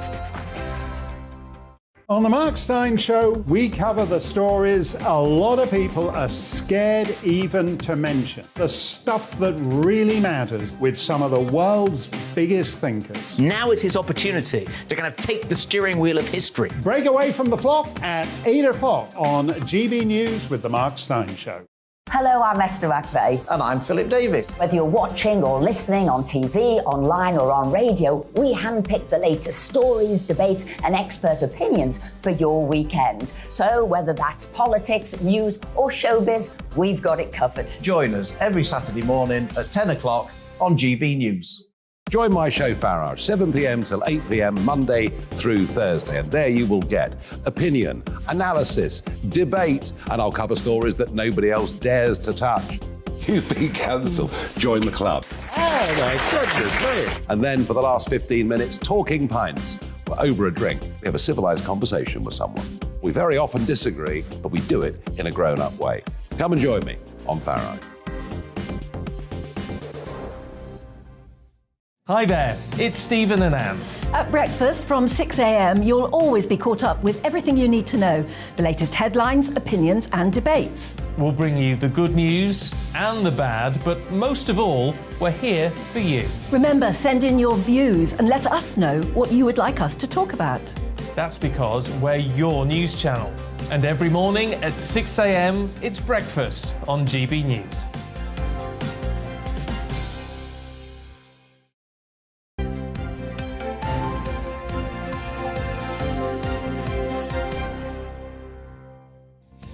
At 7:27, morning to you. Time's flying, isn't it? It's flying by this morning, just as well, because I've had no sleep. Still to come on the programme for you today, Crimestoppers has offered its biggest ever reward for information that could lead to the conviction of the killer of Olivia Pratt-Corbell. We're going to speak to the charity at 7:45. And guess what? Nigel Pivaro is trading Coronation Terry for Duckworth. The Commitments. Terry We'll be speaking to him about the musical celebration of soul. That's at 8:45. He's a bad un. He's a bad un. Good singer, though. And did you know? A war reporter as well. Was he? Man of many talents. We'll get Anyway, into that a little bit later. Get in touch with us this morning. GBViews at gbnews.uk or tweet us at gbnews.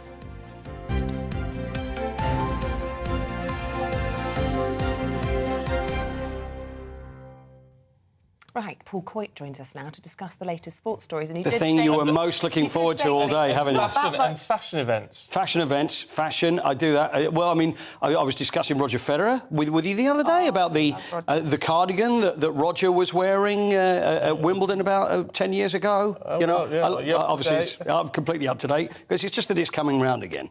I remember going to London Fashion Week many years ago. Did you? I did, yes. I was reporting at London Fashion Week. Well, just for the fun. Good God. And I was walking through and someone went, "Oh, last year's leather jacket." So I never went. And what they didn't realise, it was for 5 years' time's leather jacket. Oh, I see. Everything comes around. It does all come around. This is true. It does all come around. Should we talk about Harry Kane? I know he's your favourite. Yes, he is. You sold him to me before. Yes, and how are you with Harry? Because we do love Harry. He's not only the greatest striker we have in the country, but he's the England captain, and he's a role model, and he's a fantastic fella. And it's about the rainbow armband, although it's the One Love armband, which is being worn, which has been announced this is going to be worn during the World Cup. Not only England, but we should say it goes. The Netherlands are doing it, Denmark are doing it, of course, Germany as well. So right the way across Europe. But the thing is, it's not so much, I don't know whether it's not so much the rainbow armband, but it's the One Love armband, which is just pretty much, it's anti-discrimination, anti-hate, and we know what the human rights are like in Qatar and how the situation is going to be. It's whether gay people can go out there and are they going to be allowed to, for example, hold hands in public? Oh, that's OK for 2 weeks, but then what's it going to be like when the World Cup's over? Is it going to be OK for 2 weeks? Well, this is, it is a worry, isn't it? It's a huge worry. And then you've got Amnesty International. I mean, obviously, a lot of people are unhappy about the World Cup being there in the first place.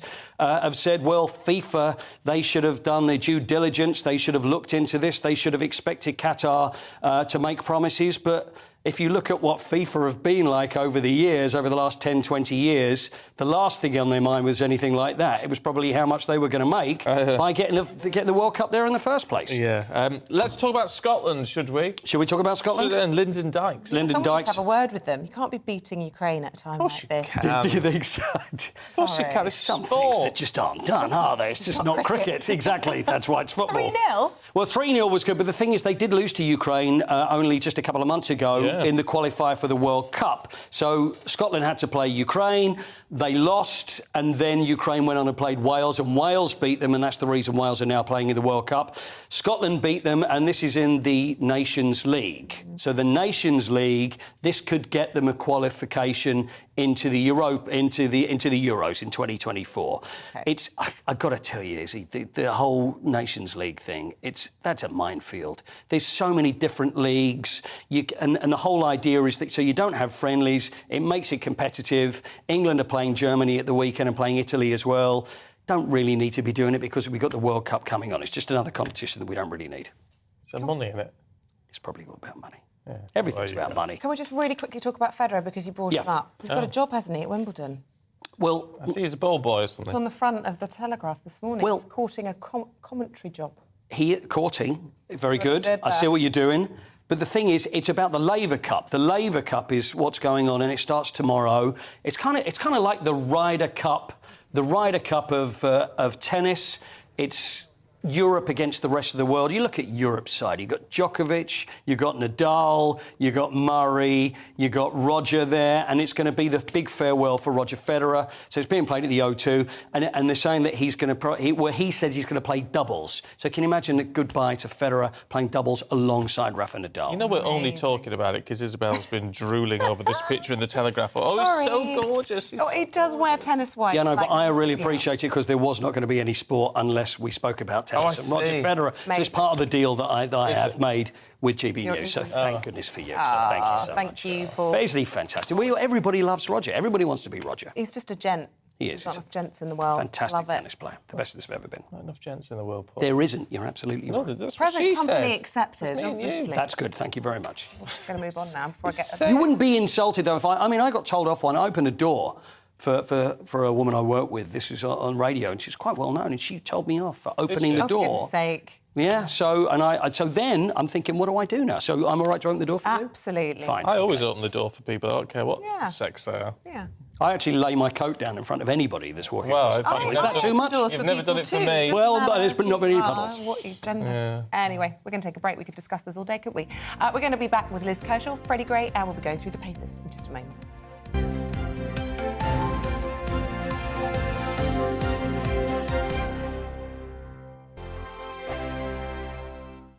We are GB News. And we'd like to say thank you To each and every one of you. For helping our great nation. Find its voice. We're absolutely everywhere. Across England, Scotland, Wales and Northern Ireland. On TV. on radio and online. We're proud to be The people's channel. Britain's news channel. On the Mark Steyn Show, we cover the stories a lot of people are scared even to mention. The stuff that really matters with some of the world's biggest thinkers. Now is his opportunity to kind of take the steering wheel of history. Break away from the flop at 8 o'clock on GB News with the Mark Steyn Show. Hello, I'm Esther McVeigh. And I'm Philip Davis. Whether you're watching or listening on TV, online or on radio, we handpick the latest stories, debates and expert opinions for your weekend. So whether that's politics, news or showbiz, we've got it covered. Join us every Saturday morning at 10 o'clock on GB News.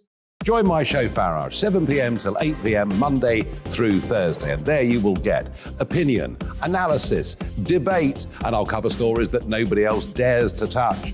You've been cancelled. Join the club. Oh, my goodness me. And then for the last 15 minutes, talking pints. We're over a drink. We have a civilised conversation with someone. We very often disagree, but we do it in a grown-up way. Come and join me on Farage. Hi there, it's Stephen and Anne. At breakfast from 6 a.m, you'll always be caught up with everything you need to know, the latest headlines, opinions and debates. We'll bring you the good news and the bad, but most of all, we're here for you. Remember, send in your views and let us know what you would like us to talk about. That's because we're your news channel. And every morning at 6 a.m, it's breakfast on GB News.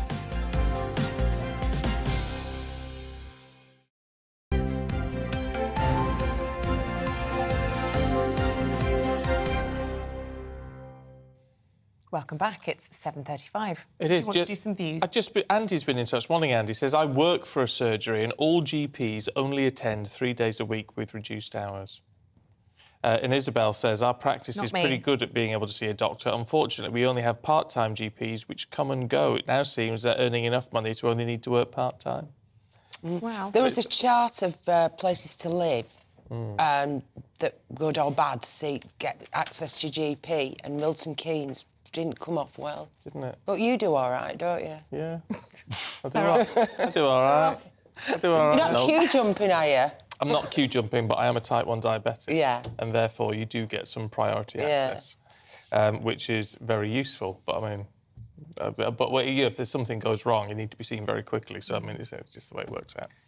As you can tell, Liz Kershaw's here to take us through the papers, along with the Deputy Editor of The Spectator, Freddie Gray. Morning to you both. And Liz, we'll start with the Mirror, should we? And this £200,000 reward for anyone with information leading to the conviction of the murderer of Olivia Pratt-Corbell. Yes, which happened in Liverpool a couple of weeks ago. And the headline is, if you can't find it in your heart to help catch Olivia's killer, how about £200,000? The police have been asking the community since the murder for leads, for information to help them catch the killer. It's a really difficult thing. It's a gang, there's a lot of gang culture. If you live in a place where the gangs rule, then it's very brave of you to put your head above the parapet and give information to the police. You're risking your own life, you're risking having to be relocated, take on a new identity, not only uproot yourself, but your children who might be in school, your whole family and all your connections. It's a really big thing to do. I've had experience of this, and the fear, not to that degree, but and this ties in with the stabbing outside school of a lad in Huddersfield yesterday.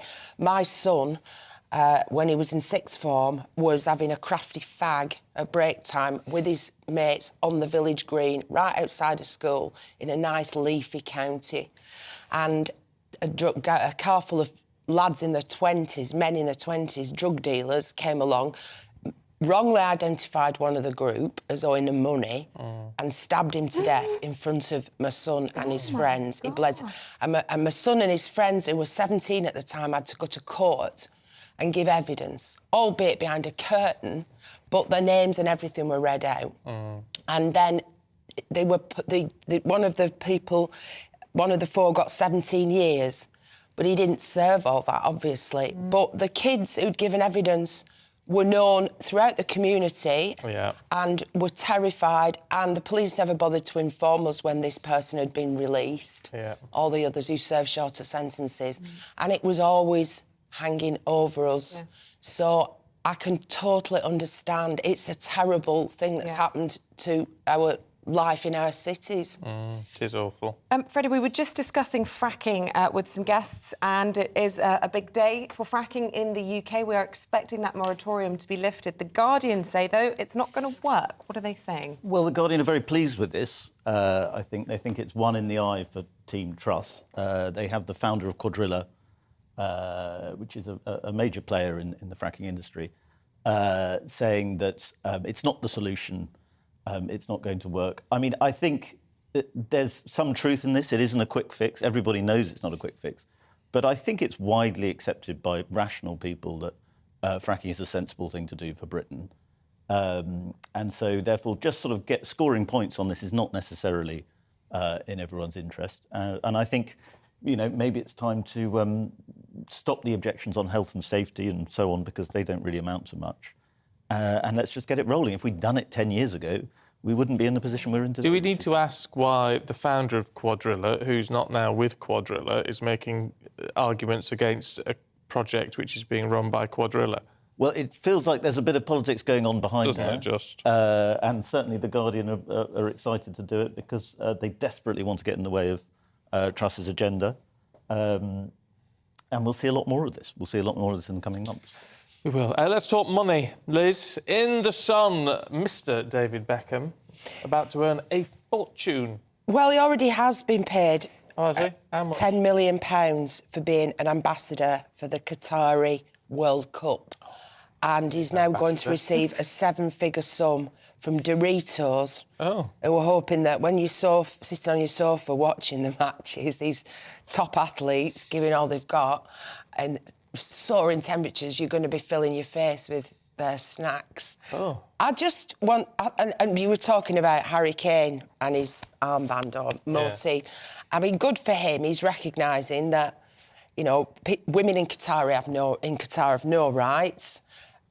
If you're homosexual, you can be imprisoned for 7 years.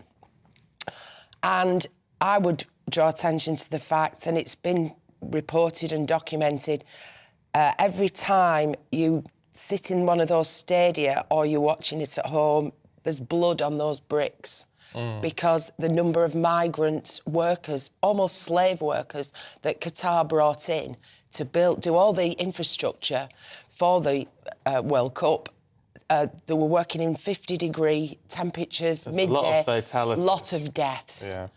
And you know, the whole thing is just unsavoury to me. And that's not a stab at Doritos. Don't like them anyway. But I just think we've all got to have a conscience about this. How they got the games in the first place, I wonder. Well, that's I another think story. Beckham's PR guy deserves a raise after last week's queuing Yeah. masterstroke. I Yeah. don't want to sound cynical. I mean, I'm sure he did want to. That is pay cynical. respect That to is the- really cynical, I actually. am terribly cynical these days. It's being a journalist for too long. He just got spotted in doing what he wanted to do. I think it was quite nicely spun. And I think, let's give him some of that money. The PR It guys is need to be paid interesting. too. Perhaps Holly and Phil need to hire his PR people, don't they? Because, I mean, he's not been on the front of all the tabloids being lambasted for taking millions for going to Qatar. They got the raw end of the deal. Yeah. I never thought I'd feel that sorry for. Yeah. for Oh, I don't but feel do. sorry for Philip Schofield. No, not Do you a not? second of it, no. I think don't. it's been a It's bit of a disgraceful. bandwagon. Freddie, you've chosen another story from The Guardian this I morning. know, I'm sorry, I'm really picking on The Guardian this morning. It's annoying me today. This is a story that most me every people day. back woke liberal views, which Sorry, is very say that odd. again. Most people back. The Most of Guardian their has readers, discovered. maybe. Yeah, it's the perfect story for The Guardian.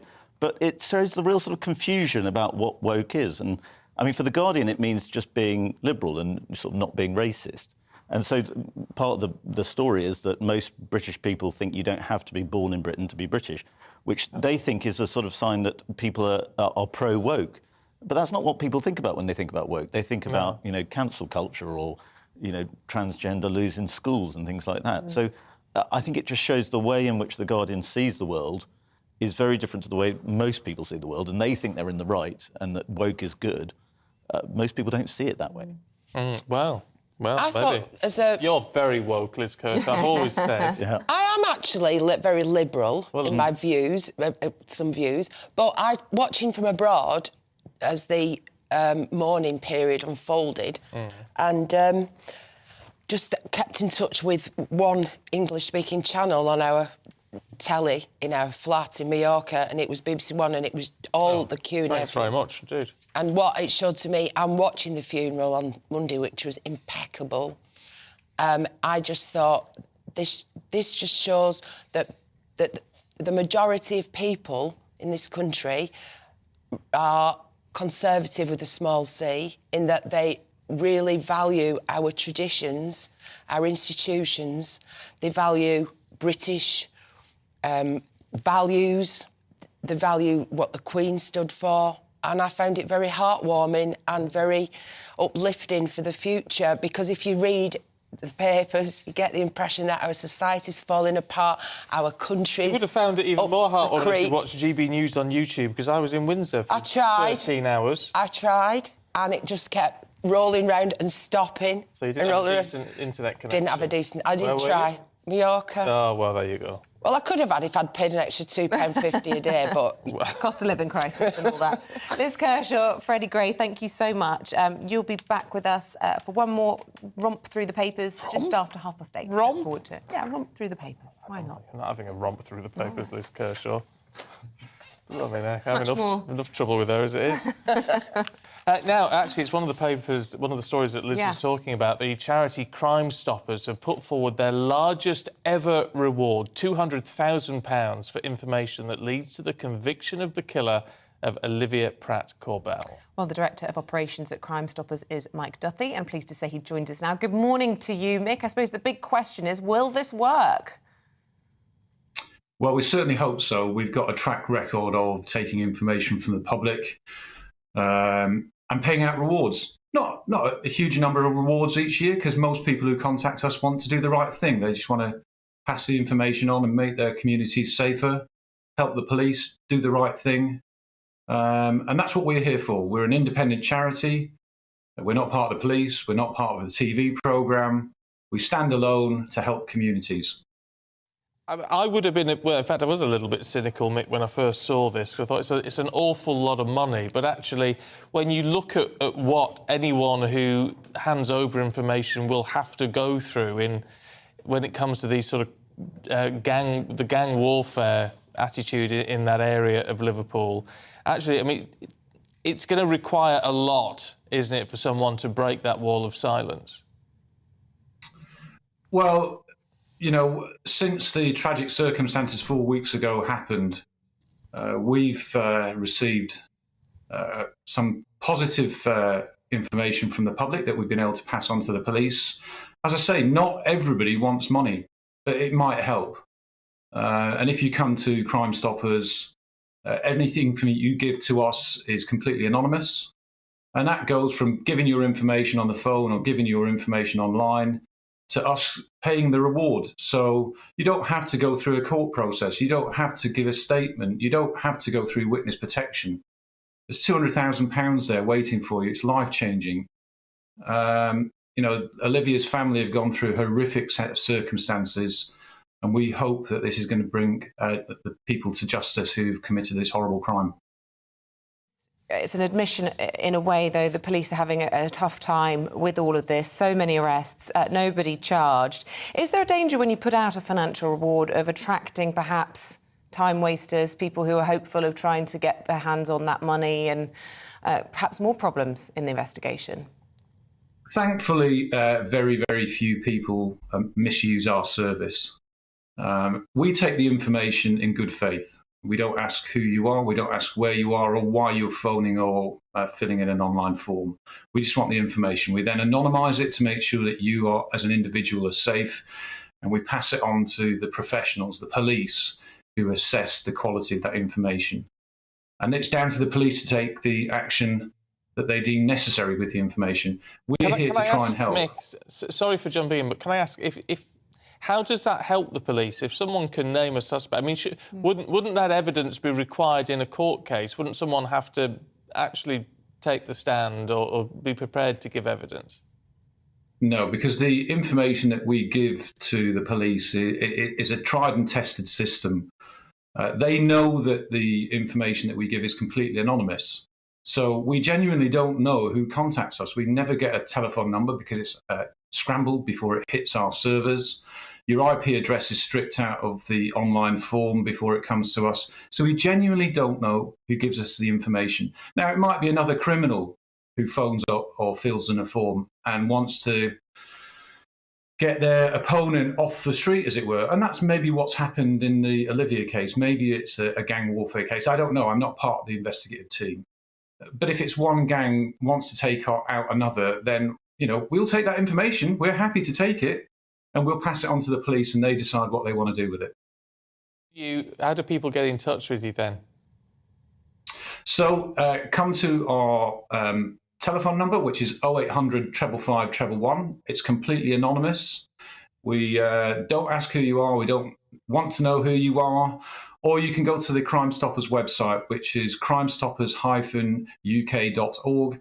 And there's an online secure form that you can fill in, pass the information to us. We'll make sure it's completely anonymous, and then we'll pass it safely to the police, who then can do their job. And in this case, there is £200,000 waiting, £100,000 from Lord Ashcroft and £100,000 from another person. They want to give their money away. They want to spend their money. They want to see justice. So give us a ring, give us a call. Doesn't matter how small that bit of information is. And if you want the reward, it's there for you. The Director of Operations at Crimestoppers, thank you very much indeed for talking to us. And that number again, in case you do want to make a call, 0800 555 111. Thank you. Now, the Bank of England's Monetary Policy Committee is set to announce their latest decision on interest rates at noon today. Yeah, on the cards, it could be the largest rate rise for over 30 years as the bank tries to curb inflation. GB News' East Midlands reporter Will Hollis has been looking into it. A cost of living crisis, out of control inflation, and now, quite possibly, the biggest interest rates hike in a generation. A tough time to be searching for your first home. Lewis, a mortgage broker from Mansfield, helps new buyers make that first step. 12 months ago, the mortgage payment on that mortgage could have been eminently affordable. But of course, that may be not the case now. An interest rate rise means you'll be paying back more on mortgages and other loans. It can make it much harder to get onto the property ladder. Lewis manages the deals between his clients and lenders. An interest increase can cause that to collapse. Often we'll get very little notice that deals are going to be withdrawn. And as such, you might get consumers and customers wanting to kind of jump on and try and secure deals before they're pulled. That creates a lot of stress, a lot of tension. There's always a lot of emotion because it's around money, it's around the property, it's an emotive subject. Right now, the bank rate of interest is 1.75%. It could jump to 2.5%. That base rate sets a standard, but lender interest rates will head higher. It could lead to millions of people across the country spending hundreds of pounds more on their mortgages each year. In the last year, the Bank of England has slowly been increasing interest rates in an effort to bring down inflation. The idea is that people will save more of their money and spend less of it. But that can make things much harder for people that do need to borrow cash. Richard works for the debt charity Step Change. He says the cost of living crisis is the #1 reason for people seeking help. Immediately, this is going to be felt by homeowners, particularly those on variable mortgages. About 1 in 7 of the clients who come to Step Change for help with problem debt own their home and have a mortgage. So that will be felt quite immediately by some of those households. And further down the line, we can expect those interest rates to be passed on to higher consumer credit borrowing for people as well, who are relying on credit cards or other types of borrowing to get by during such difficult times. This week, the government announced support for businesses to back up the tens of billions already pledged for households' energy costs. Tomorrow, there's a mini-budget. It comes as inflation drops by a fraction, but remains at heights not seen since the 1980s. For now, financial support doesn't solve the problem. It only sedates it. Will Hollis for GB News in the East Midlands. Well, of course, the cost of living crisis is affecting, well, virtually everyone. I'm sure there's some people out there who aren't noticing it yet, but the rest of us are. Lee says, in my house, I've spoken to you before, Lee, I think. In my house, we have 2 adults, 6 children and 1 on the way in December. That's a busy house. Oh, dear me. Recently, I've lost my job at the Eden Project due to them not doing enough business, and I have to try to survive solely on universal credit. I mean, it's hugely difficult, isn't it, for you, Lee, and the whole family there? Good luck in finding some more work. Yeah. And let's hope the Eden Project all picks up again pretty quickly. And it's wonderful. I love the Eden recruiting Project. again. Audrey's been in touch. She says, I can tell you that stamp duty holiday last year, this is all to do with some of the possible cuts that the Treasury are going to bring in. The stamp duty holiday last year seemed like a great idea. However, in reality, it enabled investors to hoover up properties of a certain budget with the objective to let. We'll be talking a little bit more about any possible changes to stamp duty a little bit later on in the programme. I suppose the idea of getting rid of, the high cost of stamp duty is to try and improve social mobility. It's almost impossible to get on the housing ladder. If it helps those people, is it a good thing, or does it stoke inflation, interest rates, mortgage Stamp rates? duty always just seems very unfair. Yeah. I think it's just if you're looking at it's just a huge. I mean, it's a huge amount that you have to find to pay off stamp duty. We're talking about the NHS. Therese Coffey, the new Health Secretary, wanting to shake up the NHS a bit and make sure we can all get GP appointments. Jill says, my mother was given a virtual examination. We were told she had liver failure and they recommended end-of-life care. 7 months later, she's fighting fit at 92. She just needed a simple course of antibiotics. A prime example of the neglect in the GP system and the unnecessary overload on our hospitals. Keep your thoughts coming through. gbviews@gbnews.uk. We're going to take a quick break. After that, we'll be back with all of the top stories. See you in a moment. Hello, good morning. I'm Aidan McGivern from the Met Office. A wet start for some, northern areas in particular, but in the south it's mostly dry with some early mist and fog clearing to bright skies by this afternoon. High pressure is edging away into the near continent and low pressure, as well as weather fronts, are affecting the north of the UK.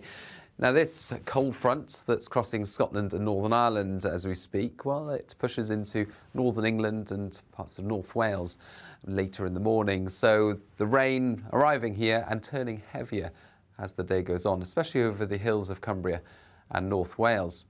To the south of that, after any early mist clears, well, actually it's a bright afternoon for much of central and southern England, southeast Wales as well, 21 to 22 Celsius. But for Scotland and Northern Ireland, a damp start here, followed by brighter skies, especially towards the northwest during the afternoon, although the rain could linger for a time across southern Scotland. There will be some scattered showers into the northwest of Scotland, perhaps the north coast of Northern Ireland as well.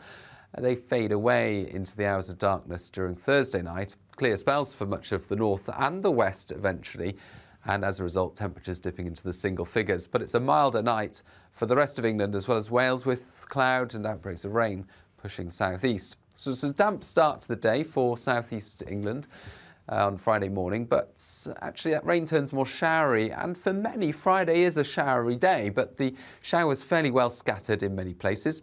Sunny spells in between, although the far southeast could see some more prolonged rain at times because of the proximity of the weather front. A cooler day for many, temperatures up at around 16 degrees in the north, 19 or 20 in the south. Saturday is also a day of sunny spells and showers, again the odd heavy downpour in the south and the east. Sunday starts dry before rain and wind push south, followed by a colder airflow.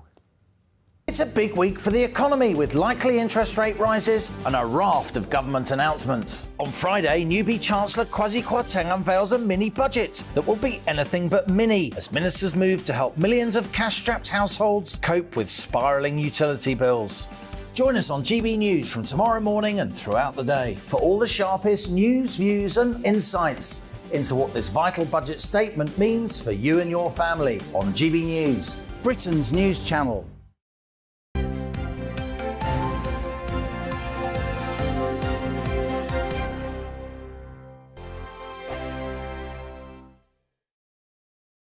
We are GB News. And we'd like to say thank you To each and every one of you. For helping our great nation Find its voice. We're absolutely everywhere. across England, Scotland, Wales, And Northern Ireland. On TV, on radio and online. we're proud to be The People's Channel. Britain's news channel.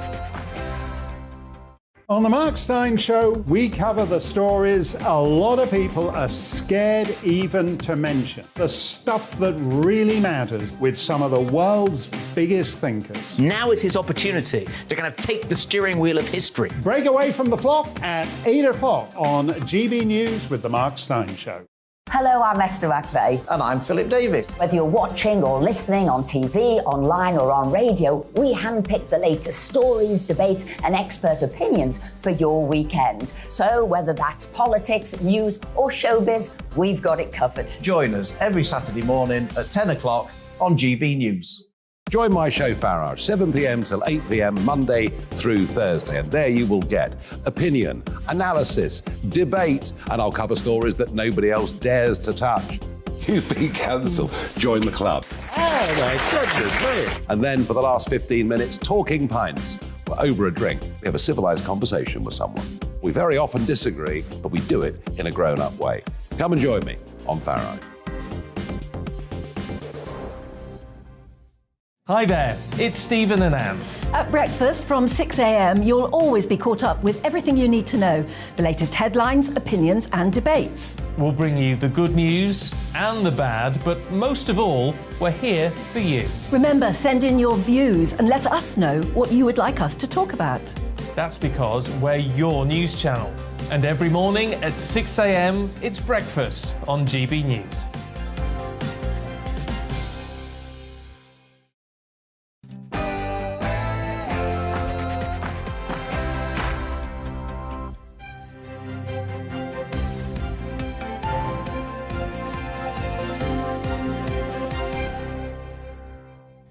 Liz Truss accuses Putin of sabre-rattling in her first speech on the world stage as Prime Minister. Good morning to you. It's 8 o'clock. It's Thursday, the 22nd of September. This is Breakfast on GB News with Stephen and Isabel. Here's what's leading the news this morning. Liz Truss has used a speech at the UN General Assembly to accuse Vladimir Putin of using force to justify what she's called catastrophic failures. It comes ahead of a meeting with the UN Security Council focused on Ukraine. The Foreign Secretary will use the session to accuse his Russian counterpart of illegal land grabs and aggression. The Health Secretary will today lay out a plan to deal with the NHS backlog and ambulance waiting times. Access to GP appointments will be put at the centre of the new plan. And financial markets are preparing for a sharp rise in interest rates ahead of a Bank of England decision today that could see the biggest rate hike in 33 years. Your views have been coming in thick and fast all morning. We'd love to hear from you. Thank you so much. Keep them coming. Got another hour and a half to go. You know how to get in touch.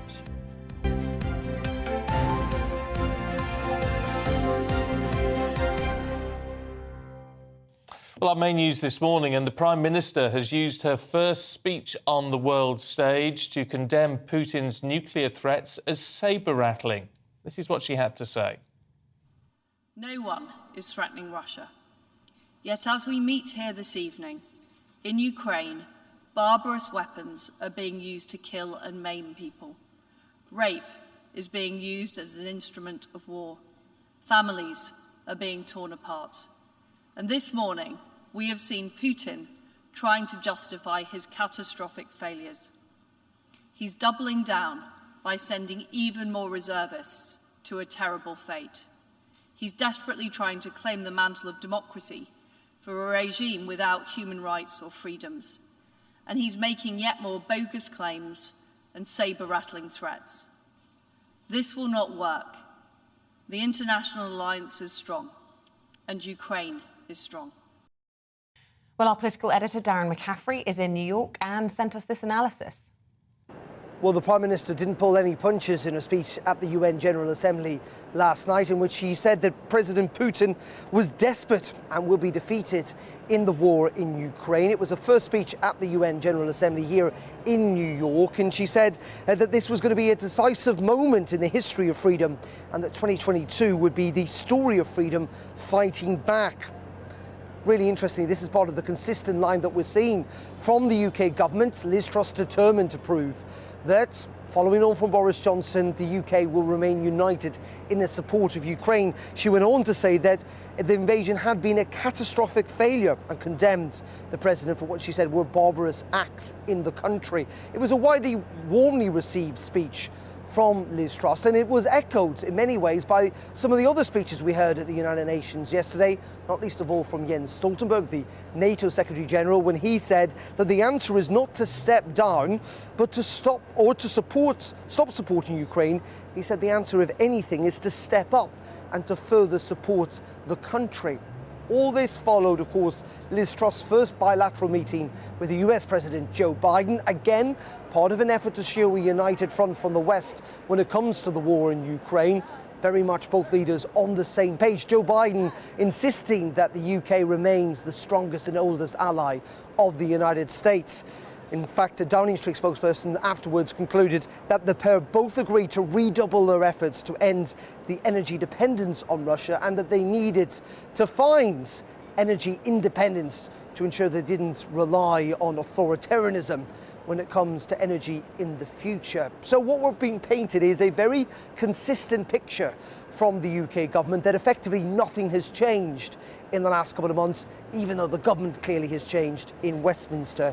And this all is going to come ahead of the Foreign Minister, the new Foreign Minister, James Cleverly, who's going to be at the UN Security Council a little later on, alongside the Russian Foreign Minister. And again, being briefed out beforehand, a pretty tough message, it must be said, from the UK government. James Cleverly is going to set out how Russian forces continue to commit atrocities against Ukraine and violate international law, and that they need to be held accountable for it. Of course, the United Nations itself is all pretty impotent in regards to this, given the fact that Russia sits on that Security Council and has a veto. China, of course, has as well. But it is interesting as the Prime Minister now flies back to the United Kingdom. The focus here clearly has been on the war in Ukraine, but very much at home, the agenda will shift, won't it, to those interest rates decision we're expecting at midday today, and also to that key moment tomorrow, that fiscal event, and we're going to find out the substantial and rather controversial tax cuts that the government's going to embark on. Well, Darren's going to be speaking to the Foreign Secretary in New York after the UN Security Council meeting later on today. Well, joining us now to discuss this more is Sir Tony Brenton, the UK's former ambassador to the Russian Federation. Very warm welcome to you. So much to discuss, and I'm really keen to get a sense from you, as someone who met Putin countless times, what you made of that pre-recorded statement that he put out to the country yesterday, and crucially, the reaction we've seen from his own people in the form of trying to book flights to get out of there, the roads being blocked, and these protests across 30 cities and widespread arrests as well. Yeah. And Putin's statement yesterday was a very substantial raising of the stakes and, in a sense, committing himself even more firmly to the war than he was already. He has been resisting for a long time launching the mobilization, which he launched yesterday, precisely because he knew that this would not be popular among the Russian people. The effect of the mobilization, in any case, is not going to, it's because these people have to be trained, have to be assembled, all of that, is not going to make a huge amount of difference to the war over the next few weeks.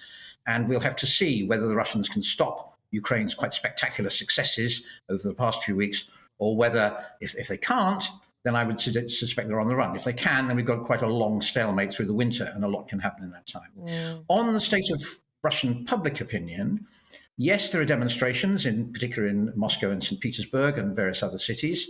Yes, there have been people obviously buying air tickets to get out and get away from the danger of being conscripted. And yes, there is the possibility of quite a strong Russian public reaction against what Putin has announced, and maybe a real threat to the regime. I have to say, I think that threat is really rather low. There's quite a long history of, if I can put it this way, Russian public inertia and sort of just the habit of support for their regime. And my guess is that that will reassert itself in this case as well. But the difference this time is that you conscript 300,000 people, you're affecting families all over Russia. So the danger to Putin is probably a bit higher than it has been in previous such events. Go on. So I was just saying, what about the international response to all of this? I mean, condemnation about what he's doing and what he's said. But I mean, clearly there has to be an acknowledgement that the more he is pushed into a corner, the more dangerous he is becoming. Yeah, well, two things. The international response, the bit of the international response that we've seen, which is from the West, has been admirably and predictably solid reaffirmation by Liz Truss earlier, by Biden, by Macron, by all of that. Putin must have expected that, and he's got it. Our support for Ukraine continues.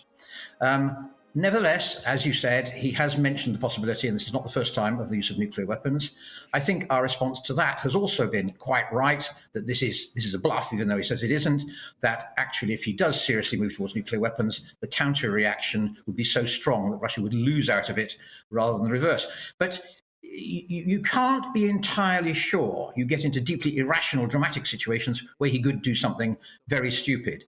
So while we don't let our blood run cold at what he's just said, we do let it run a little bit cooler. We need to watch what sort of corner we're driving Putin into.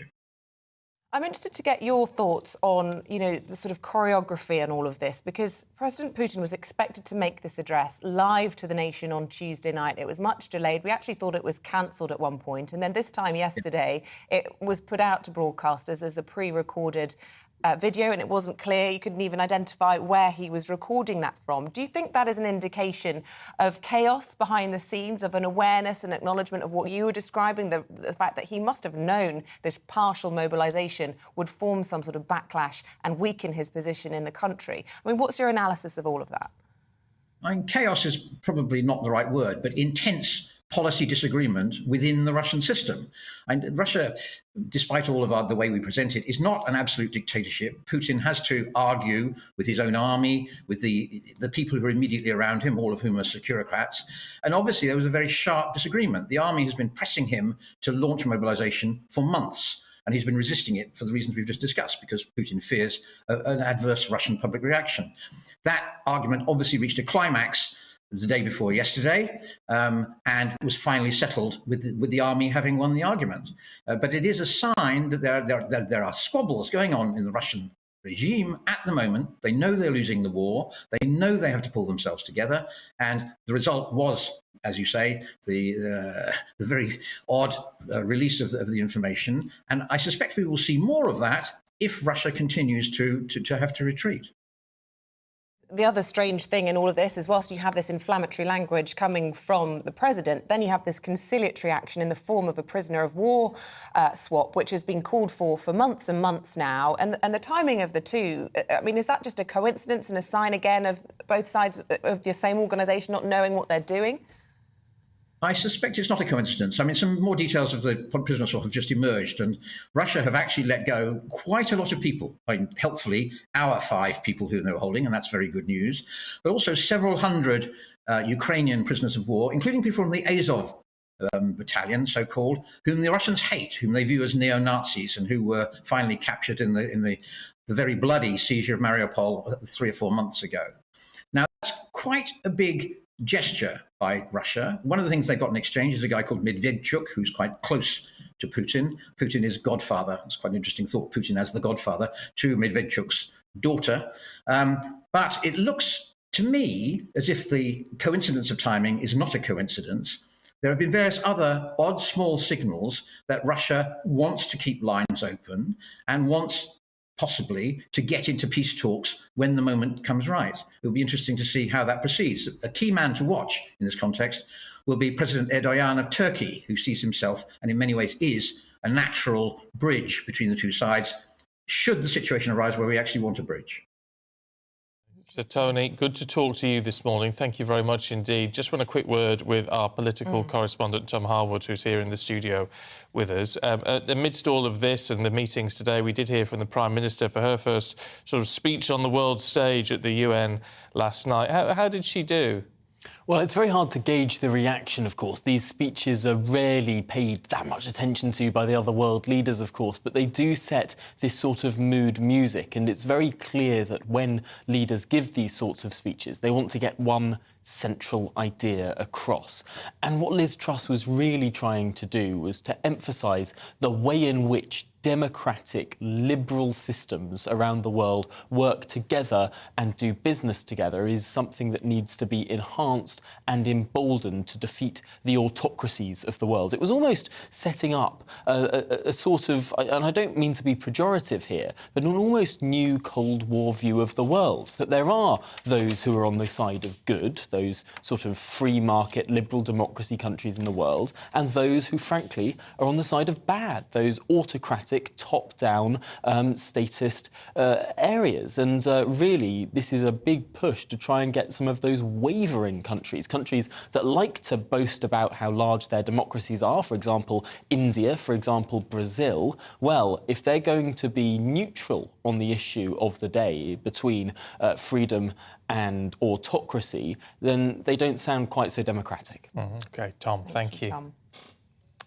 It is 8:14. Let's bring you up to date with some of the headlines. All GP patients in England will be offered an appointment for non-urgent needs within 2 weeks under new plans to help improve access to care. The Health and Social Care Secretary will outline plans for patients to be able to look at how local surgeries are performing compared to each other. Therese Coffey told GB News earlier how she intends to tackle the crisis. One of the things that I want to do is to not be prescriptive with GPs in how they interact with their patients, but to make sure that those service levels or expectations are met.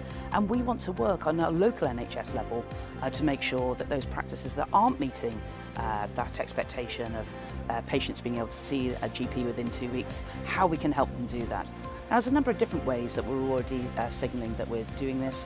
One will be changing the funding rules so they can start to recruit more of some of the support staff, or indeed people like GP associates, to free up some of the time that GPs have so that they can spend their appointments particularly focused on caring for patients, which is the thing they do best.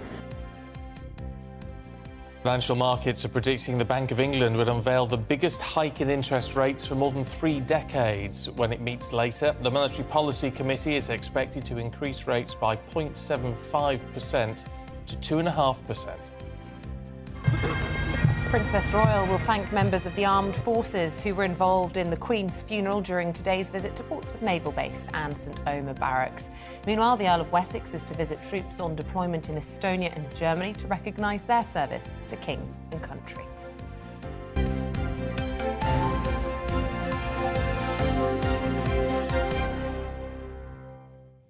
On the NHS health issue, loads of people getting in touch saying they're not happy with the way their surgeries are operating. Chris has been in touch this morning, says, I'm a trainee GP in Northern Ireland, and I must say that whilst I totally understand where people are coming from, blaming GPs for this mess is exactly what the government wants. It takes all the blame off them for not training enough GPs. The doctors I work with work 12-hour days, many are part-time because of stress. No one wants this system. Everyone wants it fixed. But bashing GPs constantly will only deter even more people from entering the profession. Well, Jill says, although there were no GP appointments available at my surgery, I was asked to complete an e-consultation and my doctor called me for an appointment the next day at 9 a.m. and I'd picked up my prescription by 9:30. So there are some success stories out there. It can work. It's just when it doesn't that we all get very, very annoyed. Keep your thoughts coming through. Now, the Prime Minister is predicted to cut stamp duty in the government's mini-budget tomorrow. Liz Truss hopes to drive economic growth by helping more people to get on the property ladder. Well, let's talk to Jonathan Rowland, head of the National Association of Property Buyers, who joins us now. Good to see you this morning. So we are expecting some pretty bold moves tomorrow, and certainly the stamp duty is pretty bold. It costs a lot of money, in effect. It does. Will it have an impact if it happens? It depends how it's done. It has to be done, I think, very carefully, or we do risk just seeing yet more inflation in the property market. I think that by targeting stamp duty, you can use a sort of carrot and stick approach. The stick of trying to deter perhaps investor buyers from outbidding first-time buyers, and the carrot for first-time buyers and people buying to actually occupy the property. So it's a very delicate situation and it needs to be handled very carefully. And of course, investor buyers are the sort of buyers that I suppose Liz Truss would be wanting, though, because these are the sorts of people she's trying to attract to the UK, and arguably those investors are the ones that can stoke growth. But as you say, all of this can very easily lead to inflation, which causes things like we're expected to see at midday today, interest rate rises, which translate into mortgage prices just being unaffordable. Absolutely, yes. I mean, it's really very much a two-tier market at the moment. So you've got the people, the withs and the withouts at the moment. So you've got people with capital, with inherited wealth or investment funds or their own property, and they're able to buy left, right and centre at the moment. And first-time buyers are really struggling to be able to compete with that. Well, you could target this. I mean, presumably this is... I know targeting is sometimes difficult, but if you can target things, say target a stamp duty holiday for first-time buyers and pensioners, perhaps, that would make a big difference and free up some of those larger houses that maybe pensioners want to get out of. Absolutely, yeah. I've been calling for this for some time through the association, and it would be great if we do see that tomorrow. I think that making a zero band for pensioners who are moving down market and perhaps losing 1 or 2 bedrooms from their property would encourage them to move. At the moment, a pensioner will have to pay just like anybody else. Maybe if they buy at 350,000, say, an average sort of price, they're looking at 7,500 in stamp duty. So by wiping that out, that would encourage them to move and free up much-needed bedrooms for families and normal buyers. Yeah, and there is so much pent-up demand, isn't there? And, we have a growing population and we have a shortage of houses in this country, and it is an never-ending problem. It really is, I'm afraid, and stamp duty is just one part of it. And by targeting it, we can alleviate some of that difficulty, but it's certainly not the silver bullet that's going to fix the broken property market at the moment. Is there a silver bullet? I wish I knew. I think that it's numerous things, unfortunately. There's not one thing. So it's stamp duty, tax incentives, and also building. We need to increase supply as well. So it's multifaceted, really. But stamp duty is a good place to start. And there are other things that I hope that might be in the budget. Landlords have taken a real bashing lately in terms of regulation, legislation, tax changes. And a lot of that pain has been passed on to tenants as well, so with increased rents and so on. So I think that by being a little bit more landlord-friendly to those who already own a property, we'll see an improvement. It's interesting because that's very much reliant on landlords being good landlords, isn't it? And if they get a better deal, passing that better deal on. Yes, it is. I would say, in my experience, most landlords are good landlords. I mean, we hear about the bad ones, but we don't hear about the good ones. And I think that by offering, for example, a tax incentive to enhance the amount of insulation that they might fit, for example. So you could say, well, rather than giving you 100% tax relief on insulation works, we'll give you 125% or something along those lines. It would encourage them then to improve their tenants' property, saving the tenants money on fuel bills. OK. Jonathan, really good to talk to you. Thank you very much indeed. Thank you. Now, extra police officers are being brought into Leicester to prevent a repeat of the inter-communal violence which erupted last weekend. The region's police and crime commissioner say this weekend neighbouring forces are providing additional officers. Well, let's talk to our Home and Security editor, Mark White, who joins us now from Leicester. Look, Mark, I mean, how bad has the situation been over the past couple of weeks, and what's driving this conflict? Well, it's been bubbling over really or under for a few weeks now. It got really bad last weekend when we saw large-scale disorder here in this particular street in a Hindu-dominated area of East Leicester, and in other parts of the city, police reinforcements had to be brought in from neighbouring forces as well. Now, it all started following a cricket match, but actually there are some age-old animosities from the subcontinent that seem to have been brought over and are playing out in the streets of Leicester. And interestingly, speaking to both sides of the community, they've been pointing the finger at a recent influx of immigrants from the subcontinent who they say just don't bring with them the same kind of values and clearly are not as integrated as the existing second-generation community here, and are in some way responsible for stoking the tensions here. I've been taking a look at the issues surrounding the riots in Leicester. On Belgrave Road in Leicester, the scene of so much of the violence in recent days, it's peaceful now. The predominantly Hindu community is preparing for the annual Diwali festival next month. But for now, locals like Rakan Chudasama, who's run a retail business here for 20 years, is more concerned about the next few days, fearing the possibility of renewed trouble here. It's minority who is causing the problem. I mean, Hindus and Muslims, at the end of the day, we are all one. So I don't see why they should be fighting. Last weekend's violence here stretched local policing resources beyond breaking point. Senior officers had to call on mutual aid from neighbouring forces to help bring order back to the community. The area's Police and Crime Commissioner says reinforcements will be in place in the days ahead should trouble flare again. Some of the officers are beginning to get tired, that they're needing to take rests. But the neighbouring police forces have been absolutely wonderful. They have not stinted in sending us additional officers, together with all the equipment that they need. So yeah, absolutely, there will be enough police officers out there to cope with whatever comes.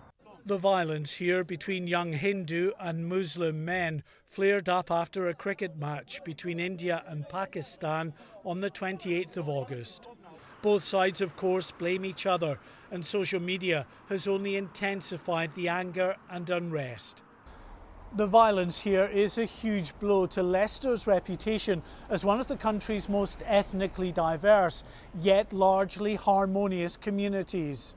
A city that has always proudly boasted of its multicultural heritage.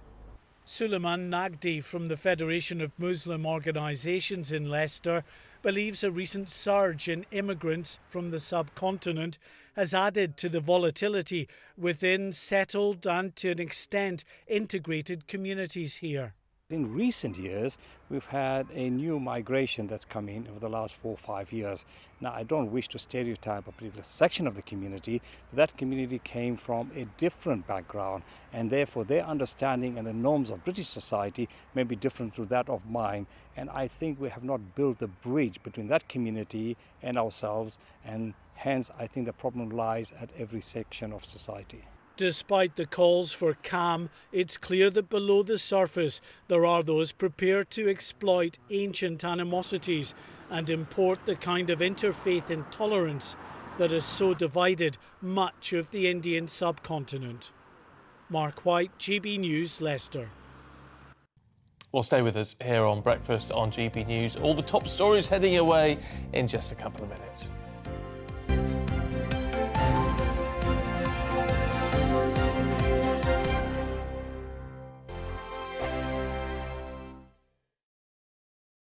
We are GB News. And we'd like to say thank you To each and every one of you. for helping our great nation. Find its voice. We're absolutely everywhere. Across England, Scotland, Wales And Northern Ireland. On TV. On radio and online. we're proud to be The People's Channel. Britain's News channel.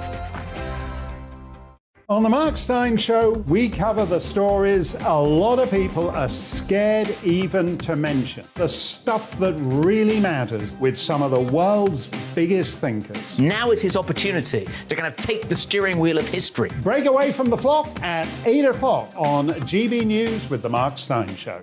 Hello, I'm Esther McVeigh. And I'm Philip Davis. Whether you're watching or listening on TV, online or on radio, we handpick the latest stories, debates and expert opinions for your weekend. So whether that's politics, news or showbiz, we've got it covered. Join us every Saturday morning at 10 o'clock on GB News.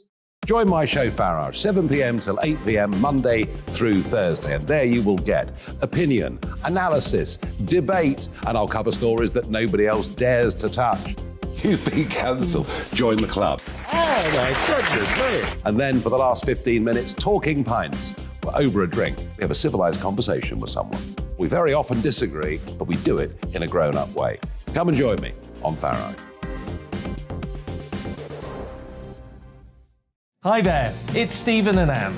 At breakfast from 6 a.m, you'll always be caught up with everything you need to know, the latest headlines, opinions and debates. We'll bring you the good news and the bad, but most of all, we're here for you. Remember, send in your views and let us know what you would like us to talk about. That's because we're your news channel. And every morning at 6 a.m, it's breakfast on GB News.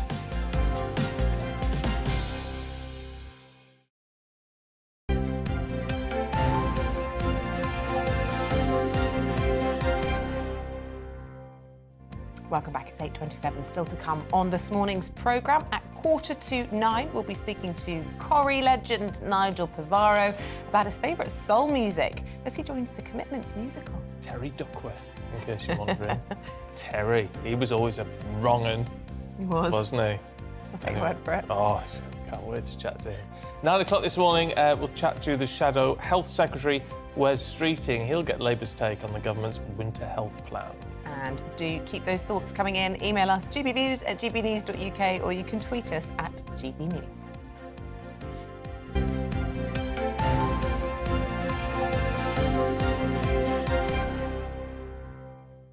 Now, an inquest into the death of a woman who died after eating a Pret sandwich is due to conclude today. Celia Marsh collapsed and died after having an allergic reaction to a vegan wrap from the chain 5 years ago. And Ellie Costello reminds us of the details of the case.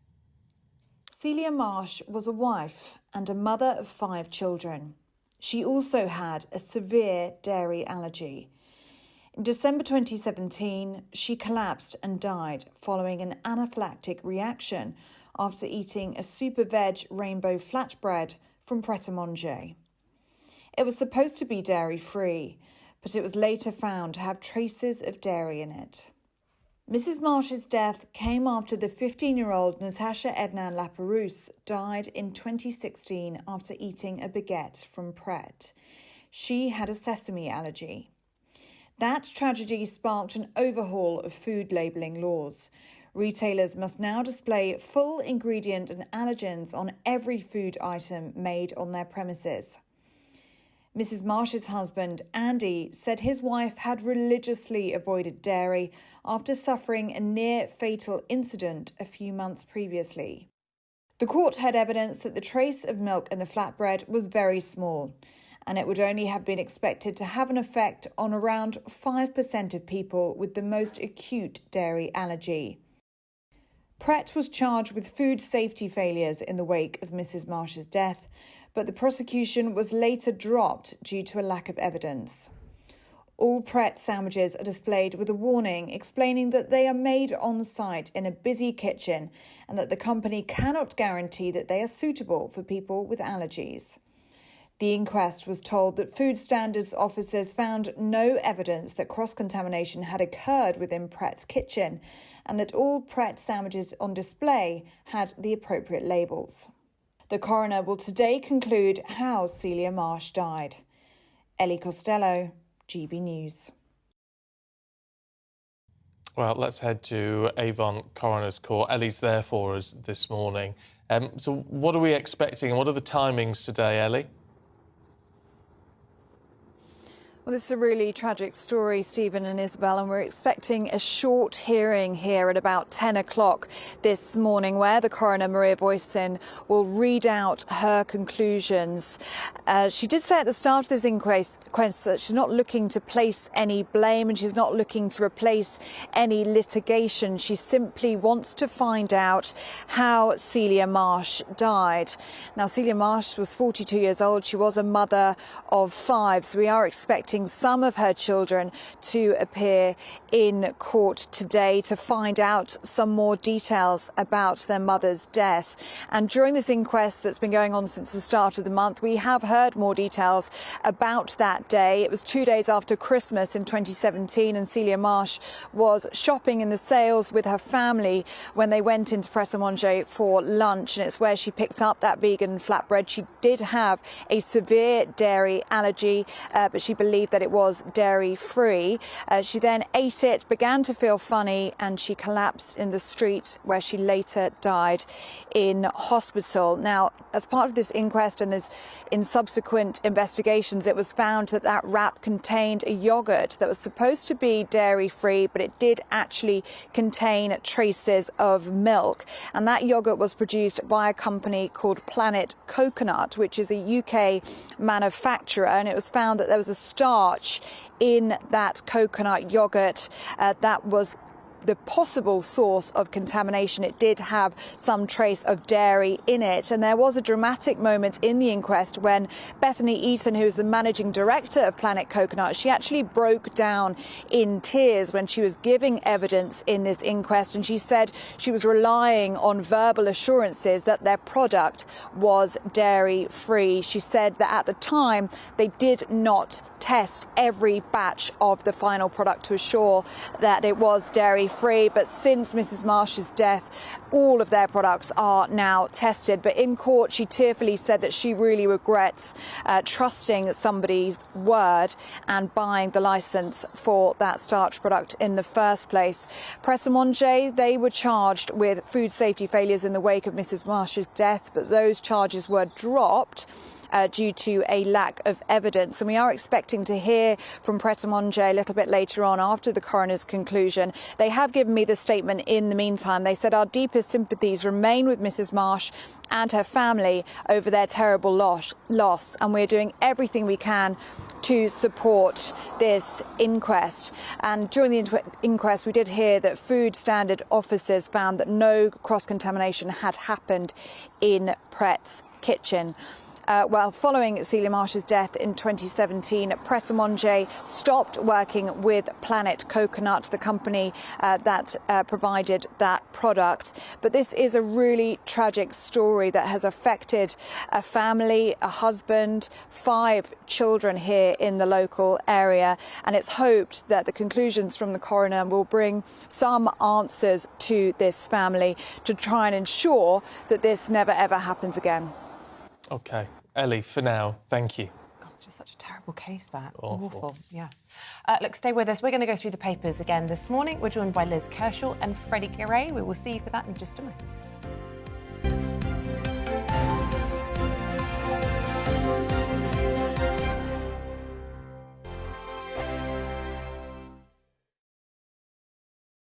We are GB News. And we'd like to say thank you To each and every one of you. for helping our great nation Find its voice. We're absolutely everywhere. Across England, Scotland, Wales and Northern Ireland. on TV, on radio, And online. we're proud to be The People's Channel. Britain's news channel. On the Mark Steyn Show, we cover the stories a lot of people are scared even to mention. The stuff that really matters with some of the world's biggest thinkers. Now is his opportunity to kind of take the steering wheel of history. Break away from the flop at 8 o'clock on GB News with the Mark Steyn Show. Hello, I'm Esther McVeigh. And I'm Philip Davis. Whether you're watching or listening on TV, online or on radio, we handpick the latest stories, debates and expert opinions for your weekend. So whether that's politics, news or showbiz, we've got it covered. Join us every Saturday morning at 10 o'clock on GB News. Join my show Farage, 7 p.m. till 8 p.m. Monday through Thursday, and there you will get opinion, analysis, debate, and I'll cover stories that nobody else dares to touch. You've been cancelled. Join the club. Oh my goodness me! And then for the last 15 minutes, talking pints. We're over a drink. We have a civilised conversation with someone. We very often disagree, but we do it in a grown-up way. Come and join me on Farage. Hi there, it's Stephen and Anne. At breakfast from 6 a.m, you'll always be caught up with everything you need to know, the latest headlines, opinions and debates. We'll bring you the good news and the bad, but most of all, we're here for you. Remember, send in your views and let us know what you would like us to talk about. That's because we're your news channel. And every morning at 6 a.m, it's breakfast on GB News.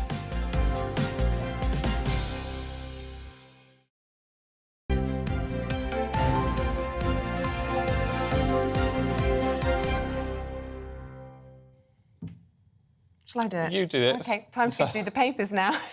We're joined by the broadcaster Liz Kershaw and Deputy Editor of The Spectator, Freddie Gray, for one last look at the papers. And Freddie, you've chosen an interesting story, page 42 of The Times, no less. Yep. And this is all about Spain and the plight of the right. Well, I think this is going to be the story of the weekend because it's actually about Giorgia Meloni, who's going to be Italy's Prime Minister, probably, unless something very odd happens on Sunday. And she is widely portrayed as far-right, even fascist. And she seems to be in an alliance with the Spanish far-right, Vox, the party Vox. And so I think this weekend you're going to see quite a lot of panic about the return of populism in Europe. It's widely seen that since 2016 and Trump and Brexit, that right-wing populism has been in retreat. I think this weekend there'll be more fears that it's re-emerging, and Giorgia Meloni will be the sort of face of it. But she doesn't think she's a fascist. She thinks she's just a regular conservative.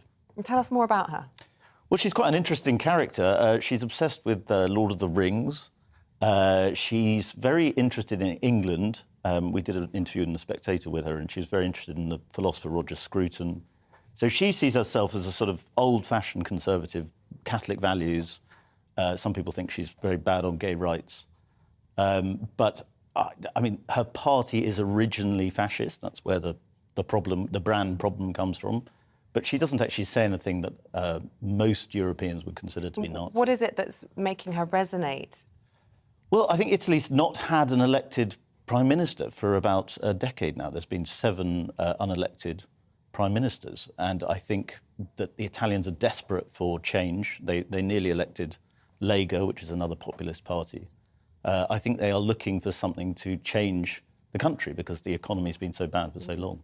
Oh, well. I'm off to Italy next week. Be interesting to soak up. It's always great. Doesn't matter what's happening in the politics. Yes, exactly. What about Iran? Oh, gosh. The Telegraph, yeah. Liz. Yeah, just briefly, I mean, same thing's happening in Sweden, isn't it? There's the elections there recently. A similar party to Vox in Spain came second, so took everybody by surprise. People with different politicians. Yeah. Well, I just want to salute the women of Iran because, as we said earlier about protesting on the streets of Russia, it takes real guts.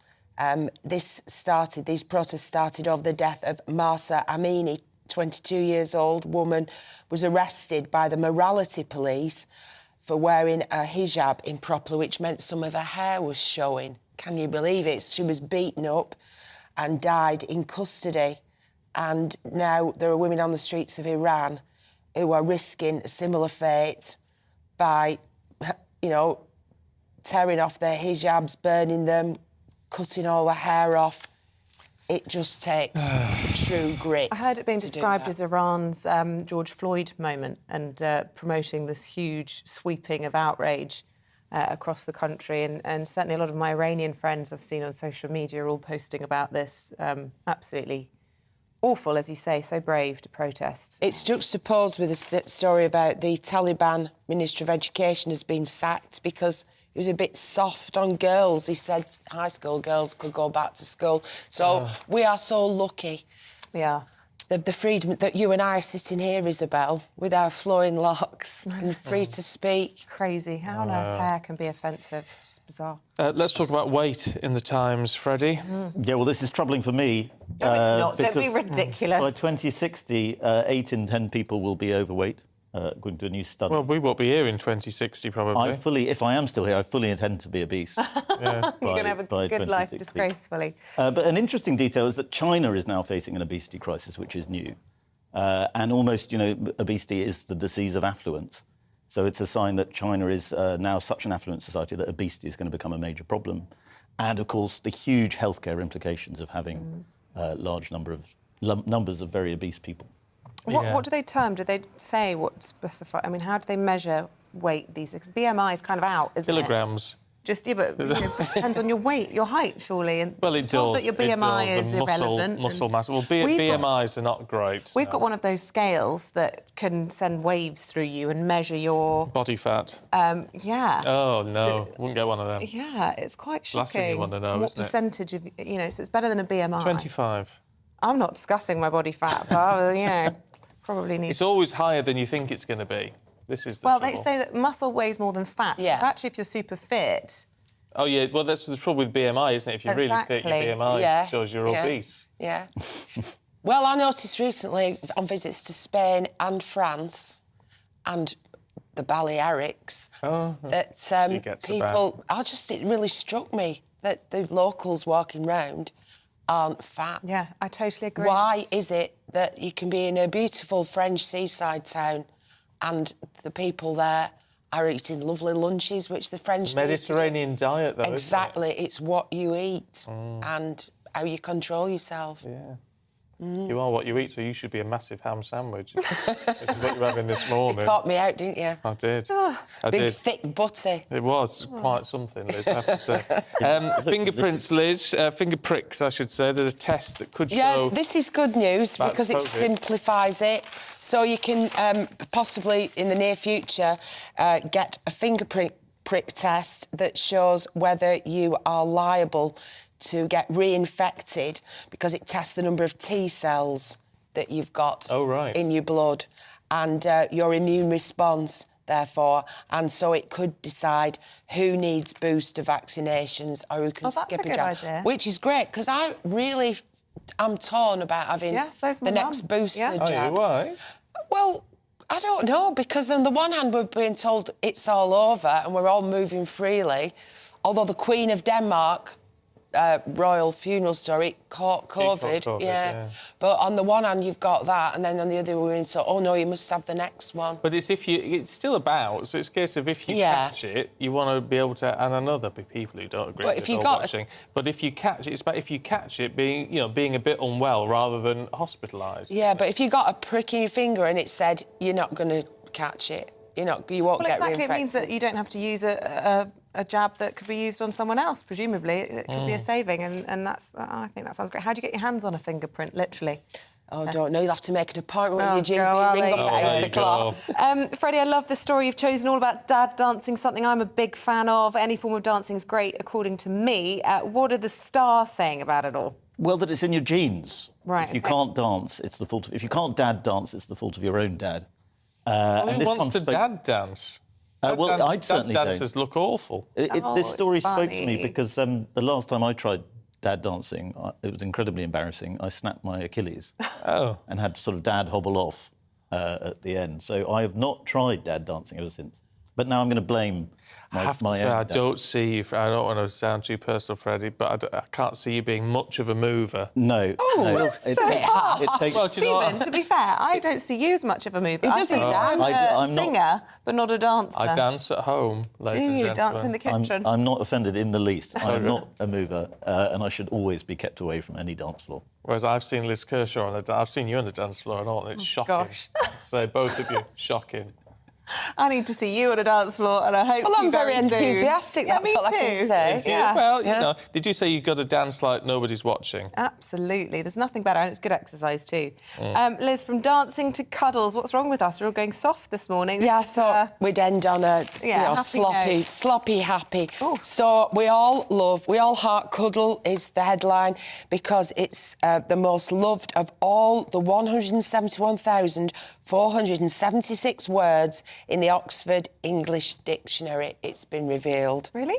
People like hearing it, reading it and saying it. Well, it's very evocative. You like doing it? Yeah, of course they do, don't you? Well, I do. Yeah, I know you do. I'd rather dance. Yeah. Oh, you hate. You're not a I love how you just hate everything. I'm a very cold-blooded person. Yeah. Oh, I don't like the word cuddle. I don't like the assonance. Oh well, if we knew what that meant. Do you like a cuddle? Do I like a cuddle? Not really. No.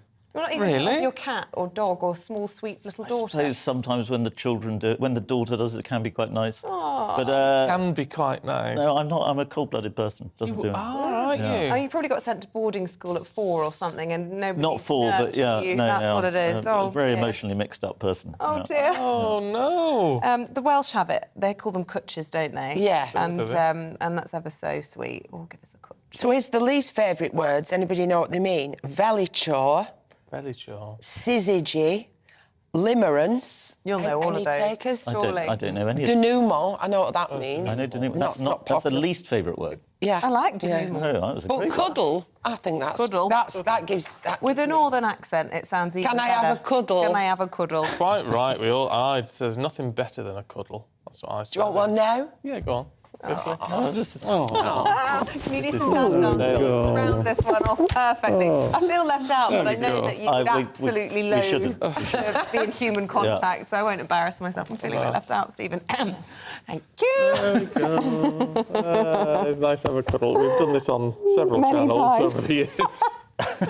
Well, there you go. But this is the finest. Yes, let me of tell you. course. What a denouement. Yeah. Exactly. Yeah. Listen, Freddie Gray, Deputy Editor of The Spectator, Liz Kershaw, all-round broadcaster. Thank you both very much indeed for joining us this morning. Now. Oh, we're off to the West End. Well, we are off to the West End. It should be the West End with some cobbles, though, because I'm a proper northerner, me. Manchester's down south for me. And so I spent my childhood, of course, watching Corrie. And that wrong-un. There's a wrong-un. You know what I mean, don't you, Liz Kershaw? Terry Duckworth. Good grief. Our Terry. What a wrong-un he was. Anyway, he's back. He is isn't back. He is back, but not as Terry.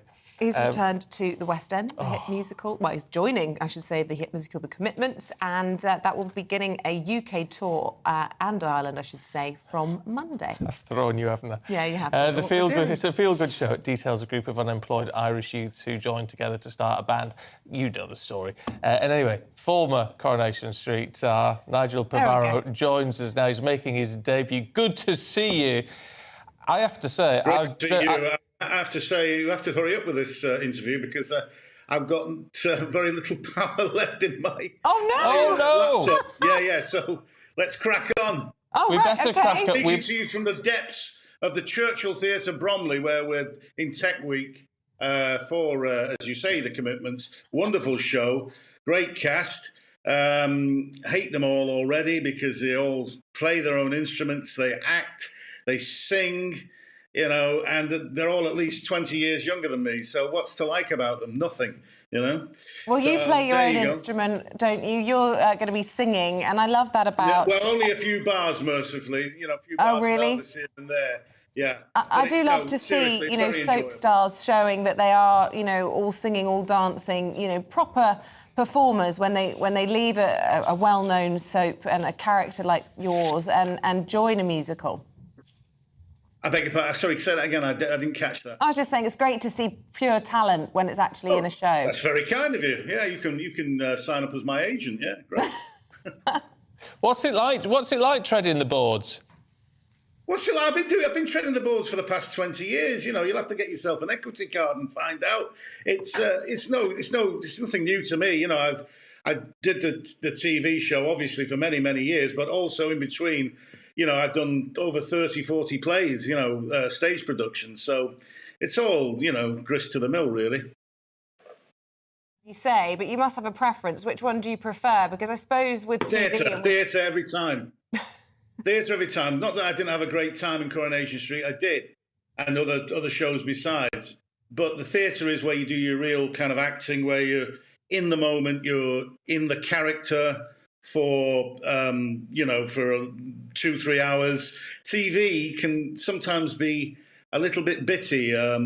You're already keyed up to do a scene. The scene is no longer than 3 or 4 minutes, and you're 2 or 3 seconds into the scene and somebody shouts, the floor manager shouts, pull up, okay, pull up, because there's something technical has happened, like a boom's coming shot or a camera's a shot wide or something like that. So it's kind of stop, start, stop, start. Theatre, you're on stage, in the moment, in the character, in the situation for a good period of time. So you really feel like you've earned your money and you've really kind of been acting, so to speak. Yeah.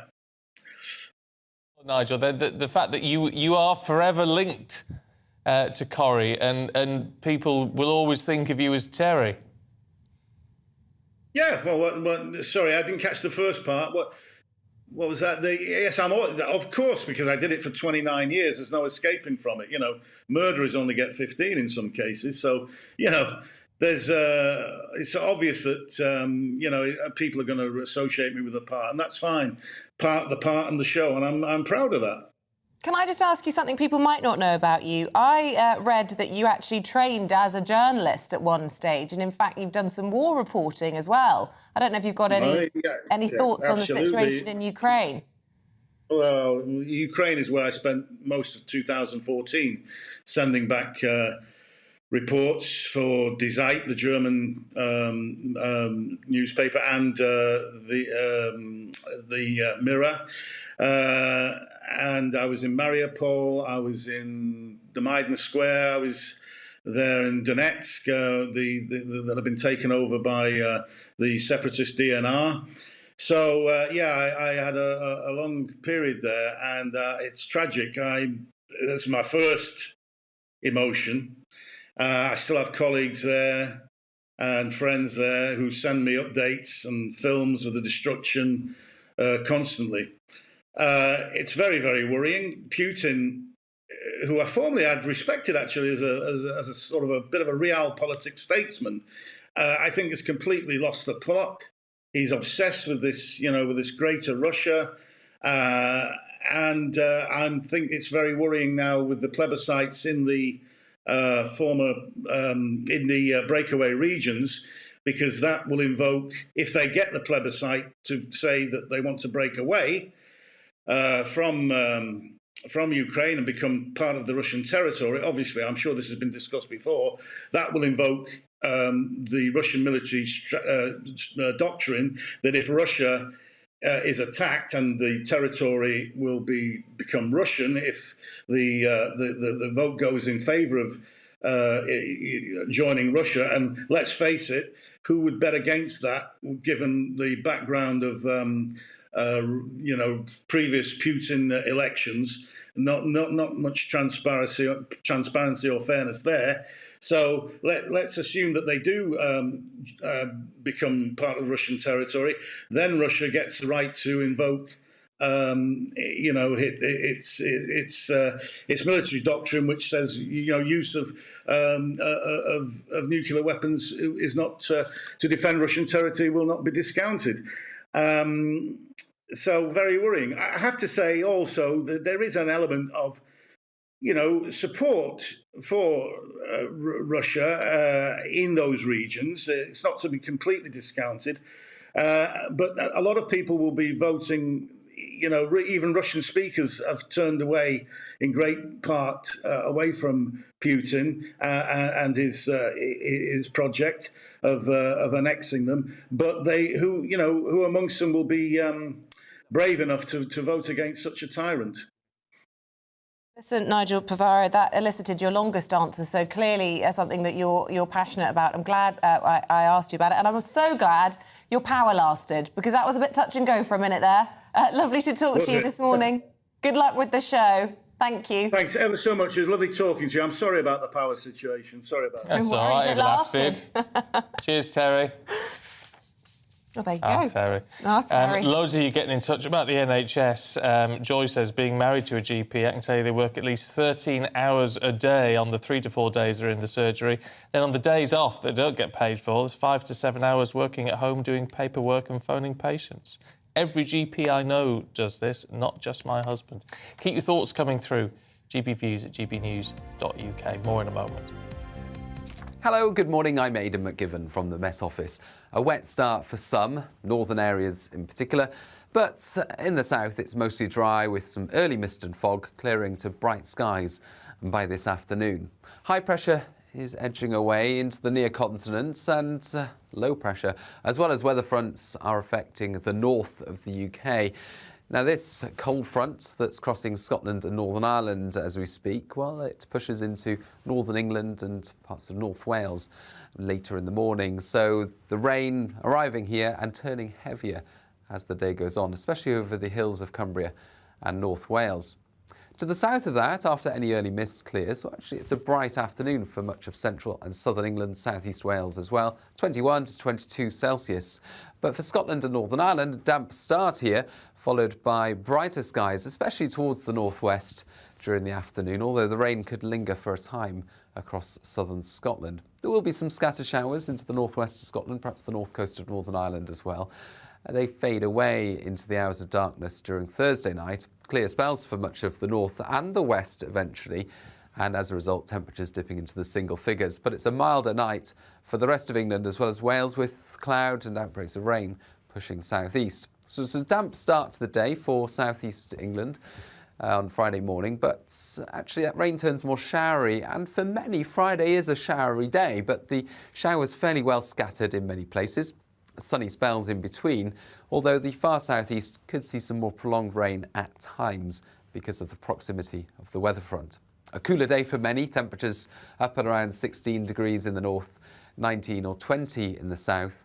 Saturday is also a day of sunny spells and showers, again the odd heavy downpour in the south and the east. Sunday starts dry before rain and wind push south, followed by a colder airflow. It's a big week for the economy, with likely interest rate rises and a raft of government announcements. On Friday, newbie Chancellor Kwasi Kwarteng unveils a mini budget that will be anything but mini, as ministers move to help millions of cash-strapped households cope with spiralling utility bills. Join us on GB News from tomorrow morning and throughout the day for all the sharpest news, views and insights into what this vital budget statement means for you and your family on GB News, Britain's news channel.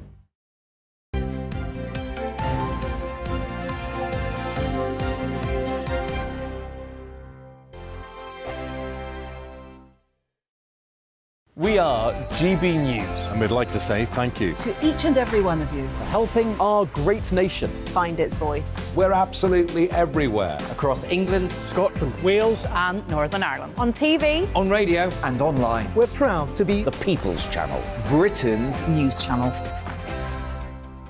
On the Mark Steyn Show, we cover the stories a lot of people are scared even to mention. The stuff that really matters with some of the world's biggest thinkers. Now is his opportunity to kind of take the steering wheel of history. Break away from the flop at 8 o'clock on GB News with the Mark Steyn Show.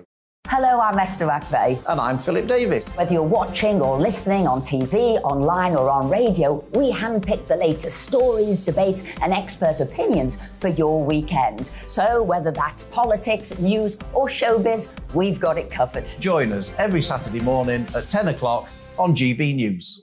Join my show Farage, 7 p.m. till 8 p.m. Monday through Thursday, and there you will get opinion, analysis, debate, and I'll cover stories that nobody else dares to touch. You've been cancelled. Join the club. Oh my goodness me. And then for the last 15 minutes, talking pints. We're over a drink. We have a civilised conversation with someone. We very often disagree, but we do it in a grown-up way. Come and join me on Farage. Hi there, it's Stephen and Anne. At breakfast from 6 a.m, you'll always be caught up with everything you need to know, the latest headlines, opinions and debates. We'll bring you the good news and the bad, but most of all, we're here for you. Remember, send in your views and let us know what you would like us to talk about. That's because we're your news channel. And every morning at 6 a.m, it's breakfast on GB News.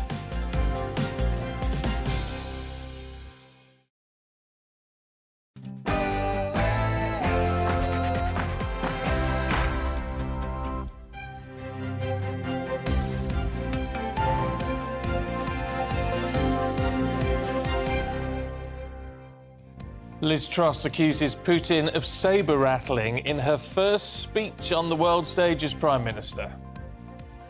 Good morning. It's 9 o'clock on Thursday, the 22nd of September. This is Breakfast on GB News with Stephen and Isabel. Well, this is what's leading the news for you this morning. And Liz Truss has used a speech at the UN General Assembly to accuse Vladimir Putin of using force to justify what she called catastrophic failures.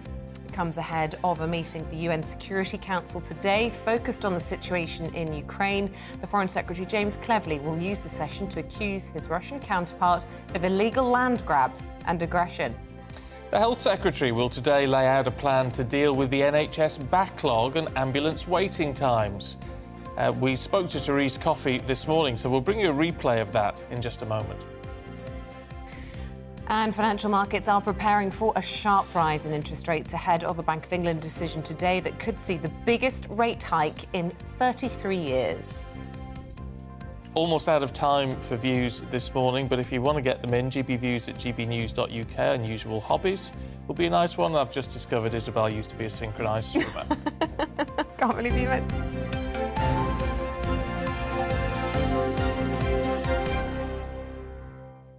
We'll discuss that more Why would later. you be upside down in a swimming pool?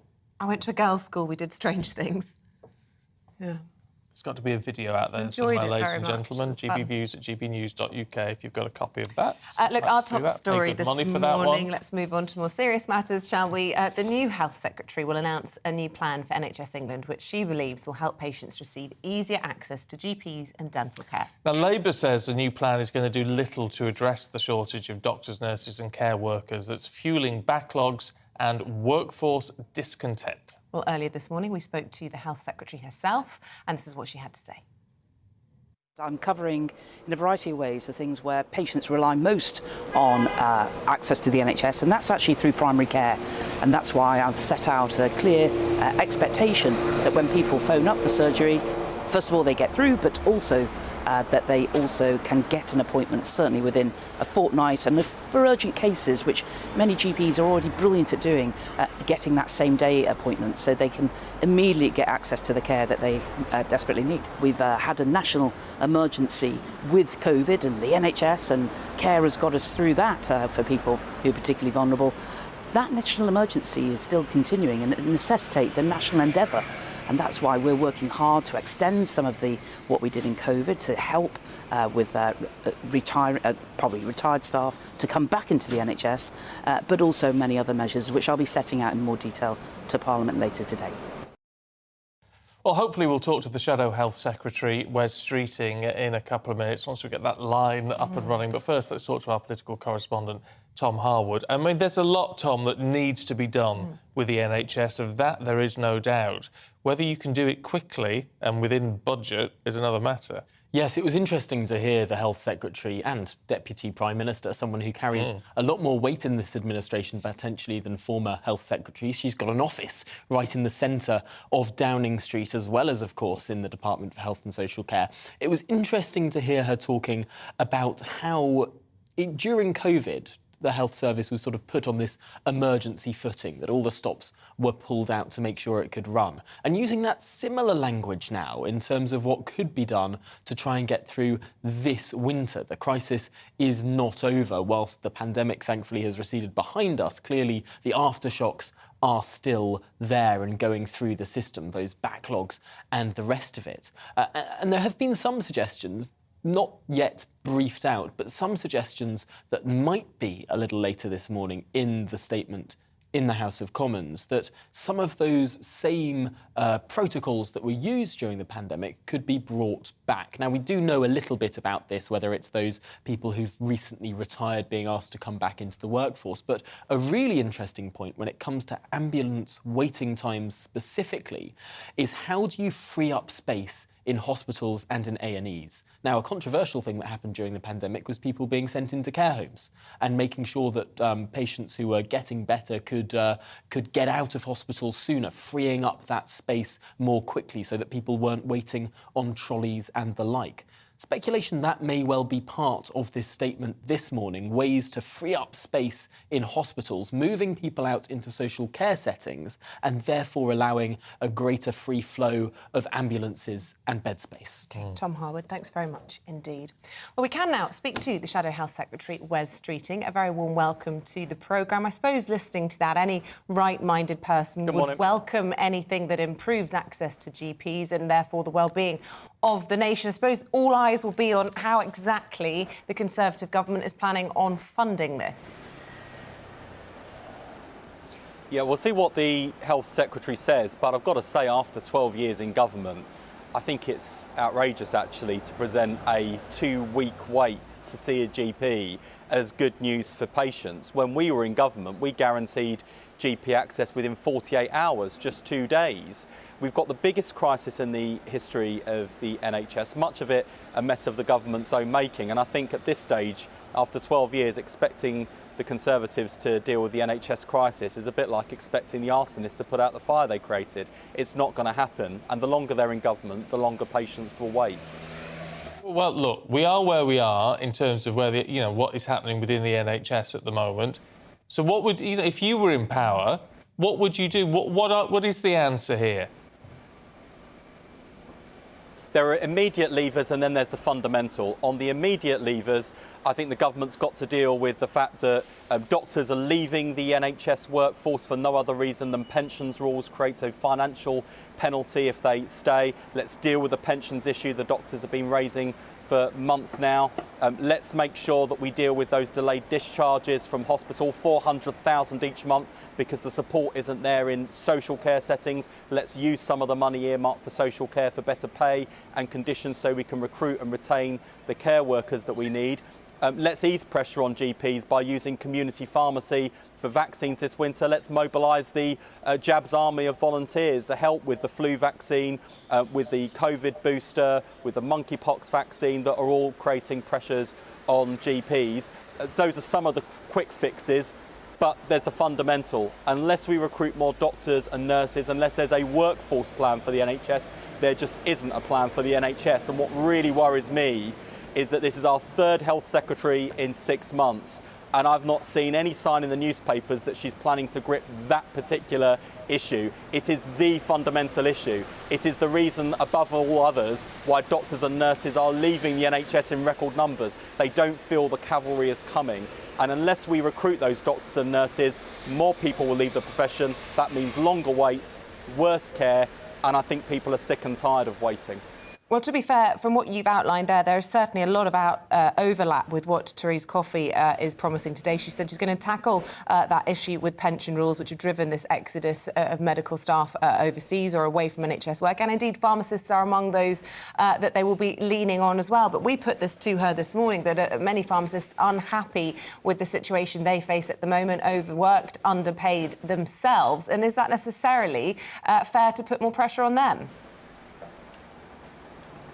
Well, that's why we've got to deal with the fundamental problem in the NHS, which is the workforce challenge. And unless the government's got a plan for that, they don't have a plan for the NHS. And I think it's unforgivable, actually, after 12 years in government, they haven't got that fix. Yes, they might come along this morning doing some things that Labour and others have been calling on them to do for months now. I'm not going to be churlish and oppose it. Of course, that's what we've been calling on them to do. But they've also got to fix the fundamentals. And unless they do, we will end up continuing where we are now, the worst crisis in the NHS's history, the highest waiting list in the history of the NHS, the lowest patient satisfaction since 1997, and patients suffering in agony, sometimes even dying on these waiting lists. That's how serious this is. And as I say, I don't believe that the Conservatives can deal with the fundamental challenges facing the NHS. Next week at the Labour Party conference in Liverpool, I'll be setting out our plans to grip the crisis and build an NHS that's fit for the future. And I'll be very happy to come back onto your programme to talk about those plans in more detail. Good. Well, we'll definitely book you in for that, Wes. But, I mean, you talk about building a new NHS. Well, a lot of people, a lot of medical experts that we talk to say, even if they don't say it on camera, they'll say it quietly, that there needs to be root and branch reform. And that's what politicians of all parties are terrified of doing because it potentially upsets a lot of people. But isn't that needed now? Doesn't the NHS really need to be looked at and restructured to make it work? If the answer is only ever pouring more money in, the honest answer is we're not going to have an NHS that's sustainable in the longer term. I agree with that argument about the need for change and modernisation. That's going to be at the centre of my speech at the Labour Party conference next week, because I think when you compare the NHS to other healthcare systems, we're spending far too much money further down the patient journey in hospitals, dealing with problems that are now very expensive to solve, whereas if we got there earlier with primary care, social care, mental health, social care, all of which are relatively underfunded compared to other countries, then you know, people end up with worse health outcomes. It costs us more money as a system. So I agree, we do need to reform the model of healthcare in this country, because one thing I want to preserve is an NHS that's free at the point of use. I think that is the core of the NHS, the heart of the principle, the thing that we all cherish about the NHS. We've got to hold on to that principle with change and modernisation and giving patients the better care and better patient outcomes, because ultimately that's the thing that matters most.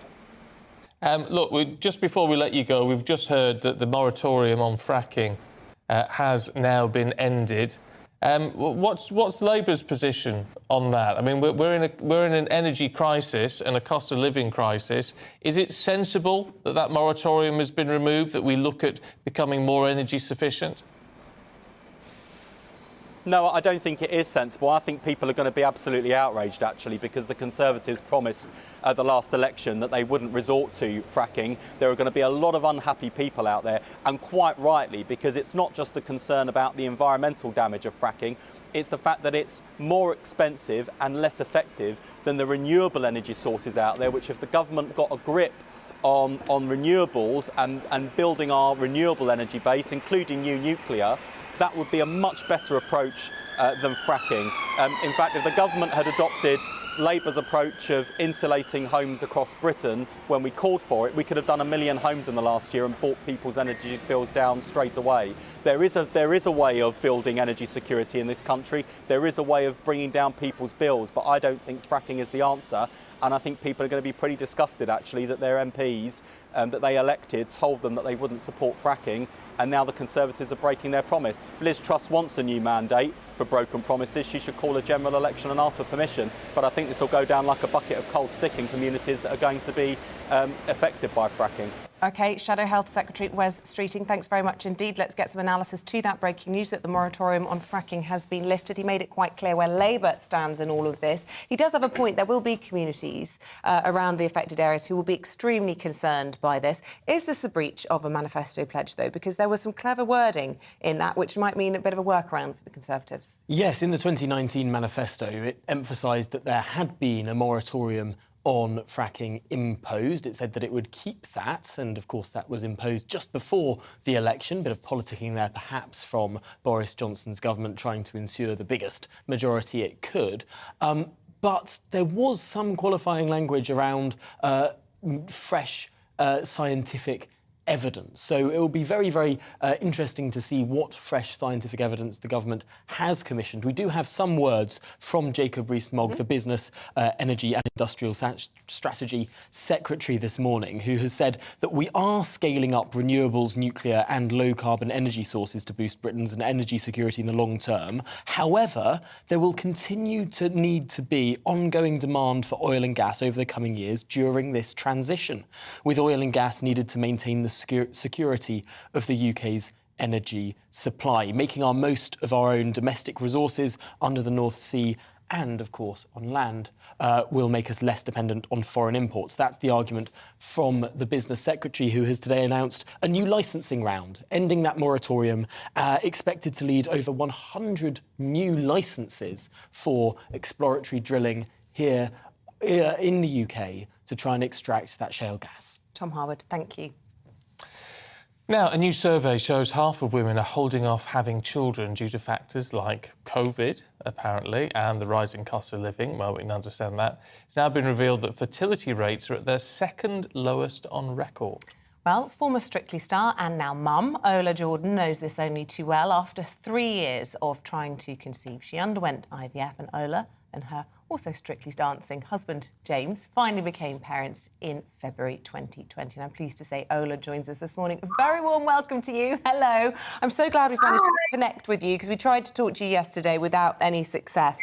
If you don't mind, tell us a little bit about your own fertility journey. Do you think you struggled to conceive because you, like so many women, felt the need to put your career first for a while?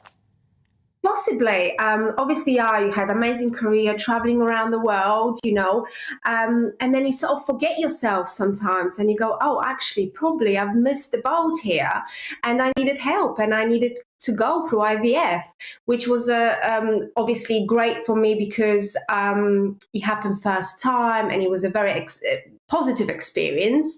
But at the same time, you know, it's something that you don't really want to have to do. You want to, you know, conceive naturally. And what was it like, if you don't mind, you know, sharing with us, that sort of trying to conceive naturally and struggling? Because it's something that's not talked about enough, I don't think. And there will be women watching this who are going through that and, you know, I suppose offer some hope to them. Yeah, it's really hard because you don't know who to turn to. Most of my friends used to get pregnant so easily. I didn't understand why I wasn't getting pregnant. I was healthy, fit, you know, I was professional. Apologies for that.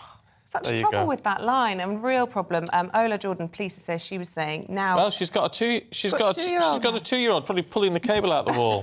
That's what it is. She's back. Have you plugged it back in, Ola? I am back. I don't know what happened. I was talking to myself. Sorry, pick up where you were, because you were talking about how lots of your friends found it really easy to get pregnant, and I know how hard that can be. Yeah, and when you're healthy, like myself, I was healthy, fit, you know, a professional dancer, you know, I didn't understand why I was not getting pregnant. So it's very hard, and it's very hard to turn to someone because everyone was getting pregnant around me. But then when I went through IVF and I announced that I was going through IVF, suddenly I found all those women coming up to me and going, I did IVF, I did IVF. So suddenly there was a lot of women that I could talk to. Yeah, so it's still a subject that people don't want to talk about, unfortunately. I suppose, will you now perhaps go through IVF to have another baby, or are you leaving it, calling it a day with your little one? I would love to have more children, and if it happens naturally, happens naturally. If it doesn't, I will go through another IVF, yes. It's so interesting when we look at the ages, because 20 years ago, according to these figures that I've been looking through this morning, there were 3 times as many teenage mums as there were mums over 40. How things have changed? Well, things have changed massively. 49% of women are delaying to have children because of different, like, cost of living and COVID and war in Ukraine, which I understand. You do ask yourself a question: do I want to bring child onto a world like this? But you know, it's hard because we just need to remember about ourselves. You know, you don't want to leave it too late and then struggle with that yourself. You know. And I've got to ask you about the glitter ball behind you. We miss you from Strictly. Do you miss Strictly? I do. It's an amazing show, but I'm too old now. I'm enjoying watching it on TV now. Oh, well, we missed you. Maybe you could come back on the judging panel one day. Who knows? Never say never. Good luck with your fertility journey. Thank you so much for shining a light on it, and we wish you every success. Thank you so much. Thank you for having me on. There we go. Ola Jordan there. Yeah, massive Strictly star. Don't watch it. Anyway, coming up, we're going to be looking ahead to the Bank of England's latest interest rate decision that could see, oh, here we go, the highest rate hike in 33 years. We'll talk to Liam Halligan in a couple of minutes.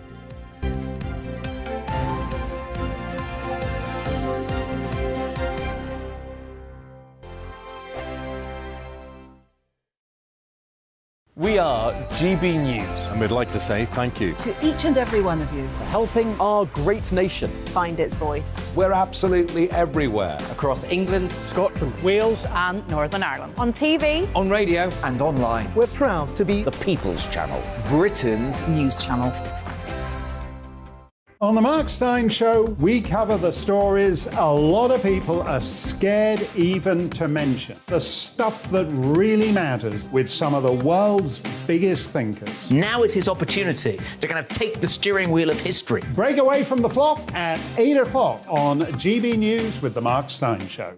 Hello, I'm Esther McVeigh. And I'm Philip Davis. Whether you're watching or listening on TV, online or on radio, we handpick the latest stories, debates and expert opinions for your weekend. So whether that's politics, news or showbiz, we've got it covered. Join us every Saturday morning at 10 o'clock on GB News. Join my show Farage, 7 p.m. till 8 p.m. Monday through Thursday, and there you will get opinion, analysis, debate, and I'll cover stories that nobody else dares to touch. You've been cancelled. Join the club. Oh my goodness, brilliant. And then for the last 15 minutes, talking pints. We're over a drink. We have a civilised conversation with someone. We very often disagree, but we do it in a grown-up way. Come and join me on Farage.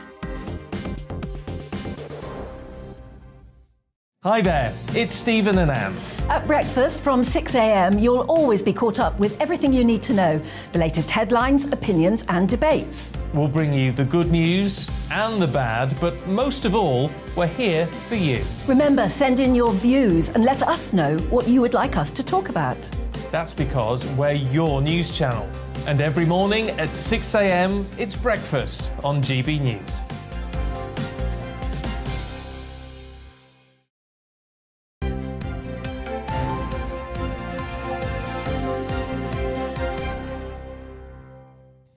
Now, the Bank of England's Monetary Policy Committee, the MPC, is due to announce their latest decision on interest rates today. And? Don't look forward to it, though, because on the cards could be the largest rate rise for 33 years as the bank tries to curb inflation. Well, for more analysis, we're joined in the studio by our business and economics editor, Liam Halligan, with On the Money.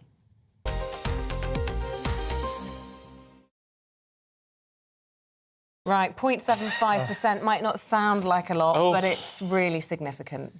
It is. It might not be 0.75, it might be 50 basis points. Okay. That's 0.5%. We're currently at 1.75%, so it's either going to go to 2.25 or 2.5. Now, this is bad news if you've got a variable rate mortgage. Far fewer houses are mortgaged than they were 20 years ago. A lot more houses are owned outright because a lot of young people can't get on the housing ladder, obviously. And obviously, if you've got personal loans on variable rates, they will go up too. But spare a thought for Britain's army of savers who've been abused for decades now. A little bit of chink of hope for them. Many older people, of course, live on fixed income, if you like. They live off the interest off their savings. So, of course, it's bad news if you've got big debts. It's bad news if you've got a variable rate mortgage or a fixed rate that's about to expire quite soon, and many of them are. Many of the fixes are just two years or so. But it is good news for savers, and we should remember that. Yeah, but saving how? Because it's an interesting point that we do forget about. We do. Don't we? We do forget about the savers.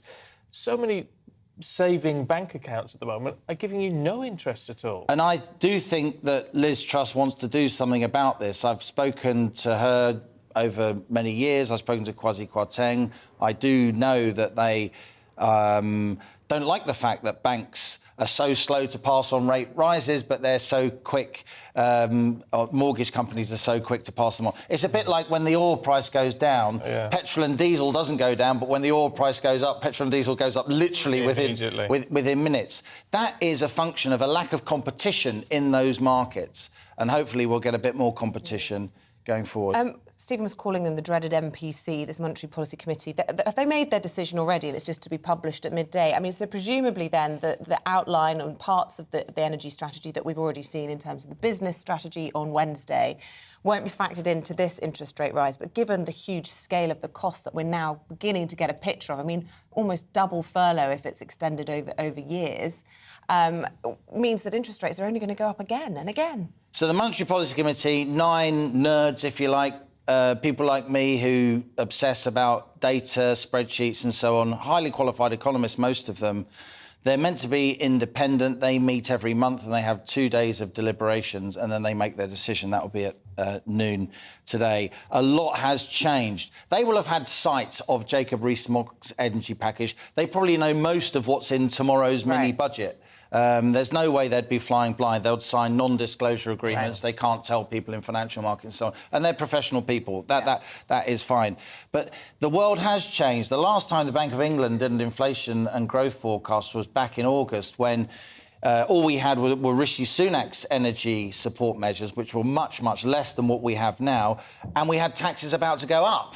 Now we've got huge energy support measures, as you say, and taxes are about to go down. So they will need to raise rates a bit more to contain inflation, given that the government is expanding fiscal policy, if you like. It's lowering taxes and spending more. But one thing, Isabel, it may not cost as much as you say. Okay. If wholesale gas prices keep coming down, and they're down about 45% over the last 3 weeks, then that massive bill, it will be tens of billions, but it won't be hundreds of billions. Okay. That, of course, depends on geopolitics, Russia, Ukraine. Yeah. Look, we're out of time, but we know you'll be keeping us up to date throughout the day here on GB News. Liam, thank you very much indeed. Always on the money. Thank you very much indeed. And thanks for joining us this morning. That's it for me for this week. You'll be back tomorrow, won't you? I will be back tomorrow morning, 6 o'clock with Anne, but coming up next, Tom Harwood has the briefing. Have a lovely day.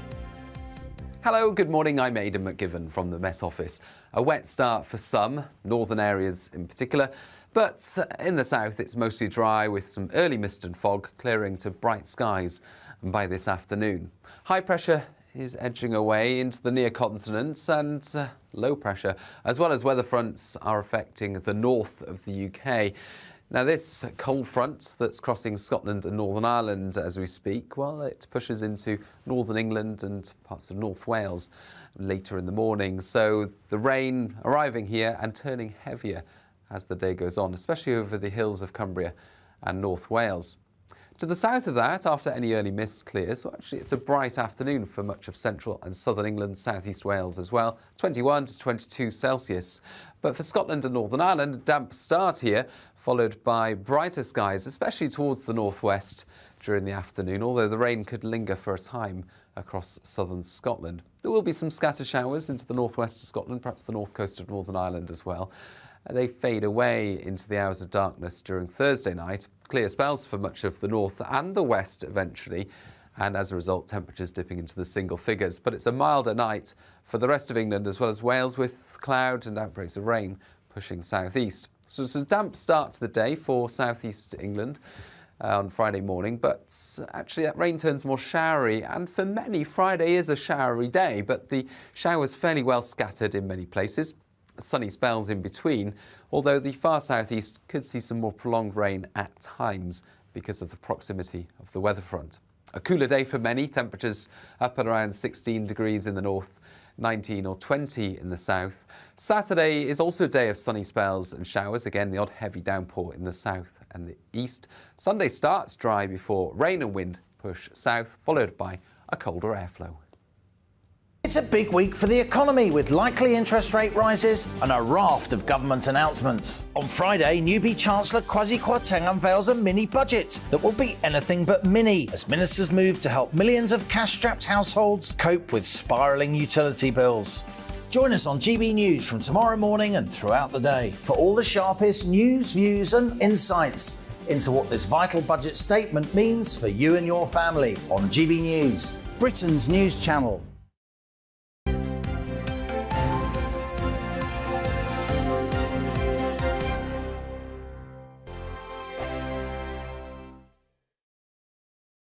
We are GB News. And we'd like to say thank you To each and every one of you. for helping our great nation. Find its voice. We're absolutely everywhere. Across England, Scotland, Wales, and Northern Ireland. On TV. On radio and online. We're proud to be The People's Channel, Britain's news channel.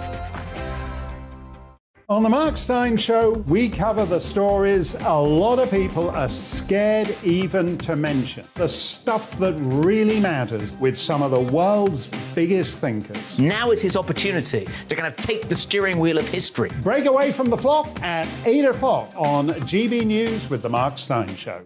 Hello, I'm Esther McVeigh. And I'm Philip Davis. Whether you're watching or listening on TV, online or on radio, we handpick the latest stories, debates and expert opinions for your weekend. So whether that's politics, news or showbiz, we've got it covered. Join us every Saturday morning at 10 o'clock on GB News. Join my show Farage, 7 p.m. till 8 p.m. Monday through Thursday. And there you will get opinion, analysis, debate, and I'll cover stories that nobody else dares to touch. You've been cancelled. Join the club. Oh my goodness me. And then for the last 15 minutes, talking pints. We're over a drink. We have a civilised conversation with someone. We very often disagree, but we do it in a grown-up way. Come and join me on Farage. Hi there, it's Stephen and Anne.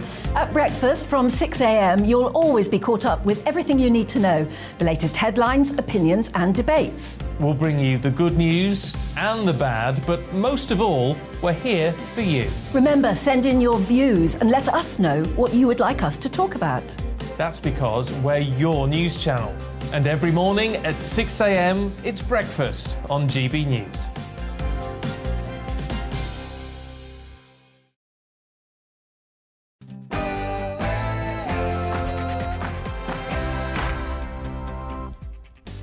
A UN speech, an interest rates decision, a lift on the ban on fracking, and a mini-budget tomorrow, not least on top of a health statement today. It's an incredibly busy time in politics. I feel like I say this every single morning. Let's get stuck in with all of it after the headlines.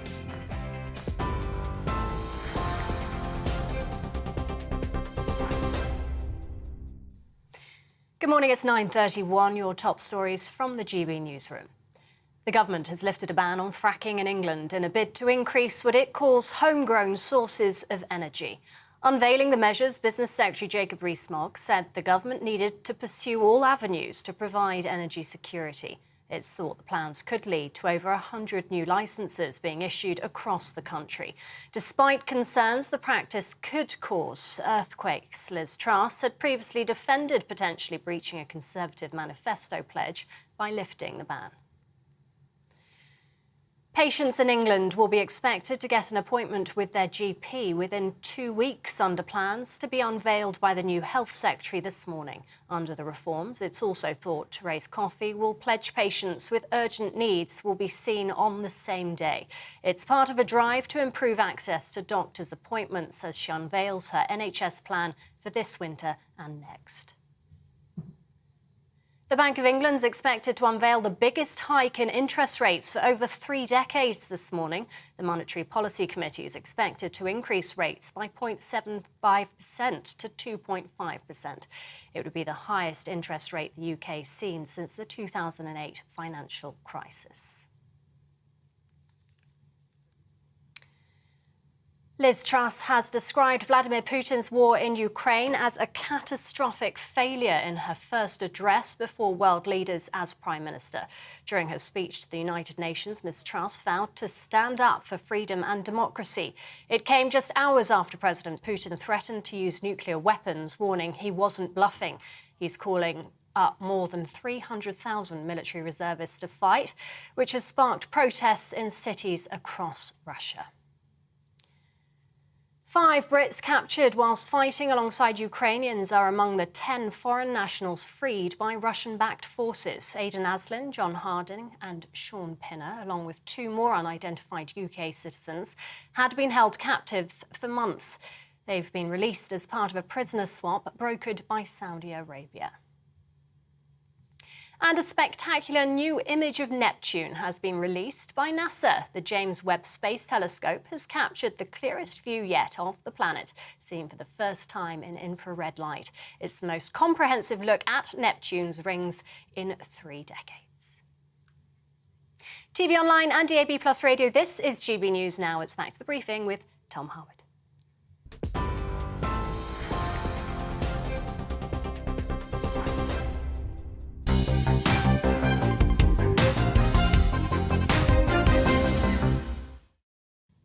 Good morning, it's 9:34 and this is the briefing with me, Tom Harwood, on your TV and your radio. Now, in the last 30 minutes, the government lifted the moratorium on shale gas extraction in England, in what some are describing as a breach of their 2019 manifesto. But would it breach that manifesto? This is what the manifesto actually said: allowing fracking if the science shows categorically that it can be done safely.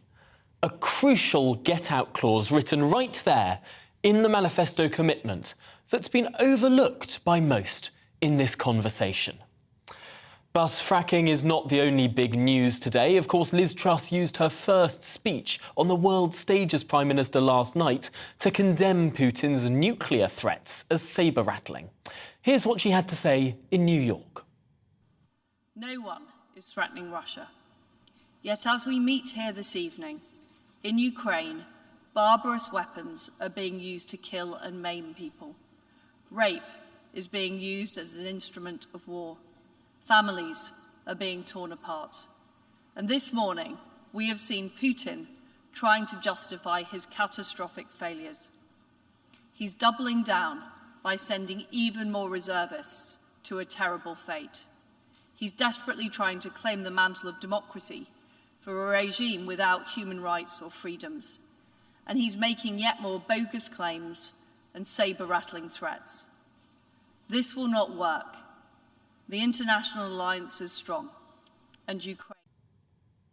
Well, Liz Truss there speaking in the very early hours of the morning in New York. She's flown back to the UK overnight for busy times in Westminster.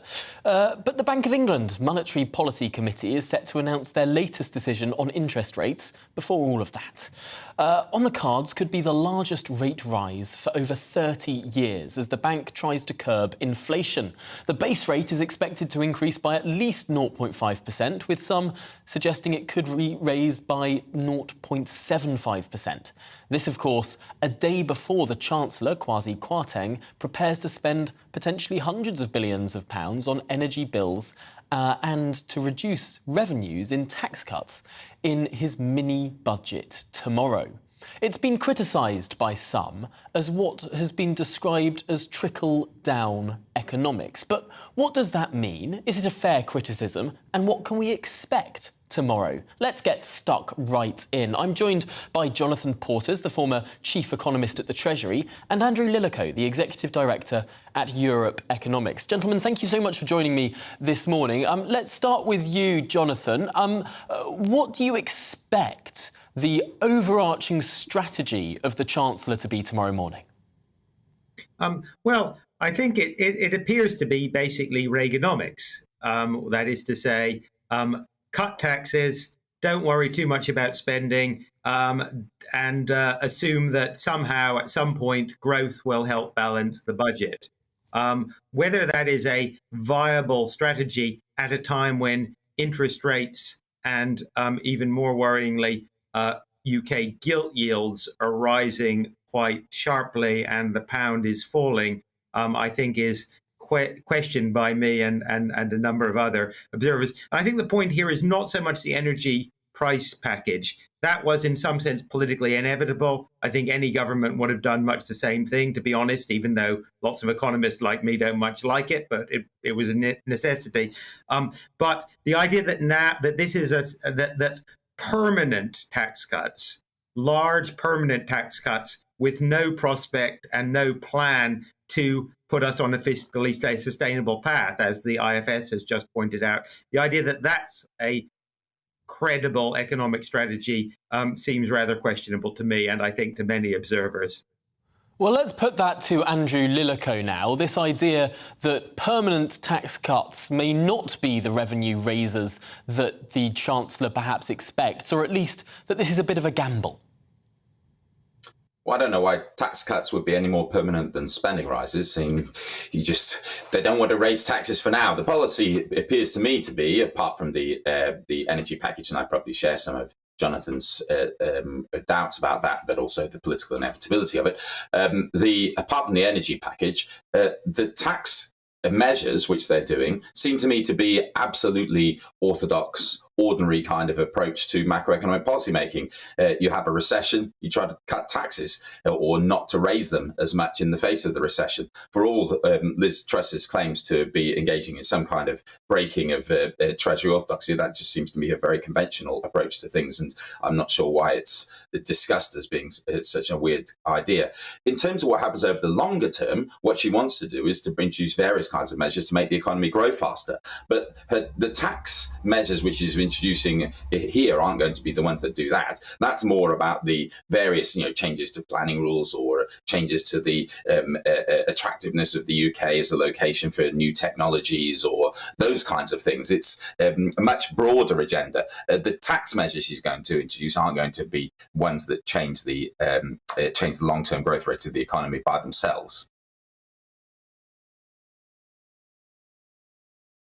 Changes, really importantly, a little bit later in this conversation, but just to the question of whether or not this is conventional economics. Jonathan Portes, you described it as Reaganomics earlier. What do you say to Andrew Lillico's suggestion that cutting taxes at the time of recession is fairly conventional?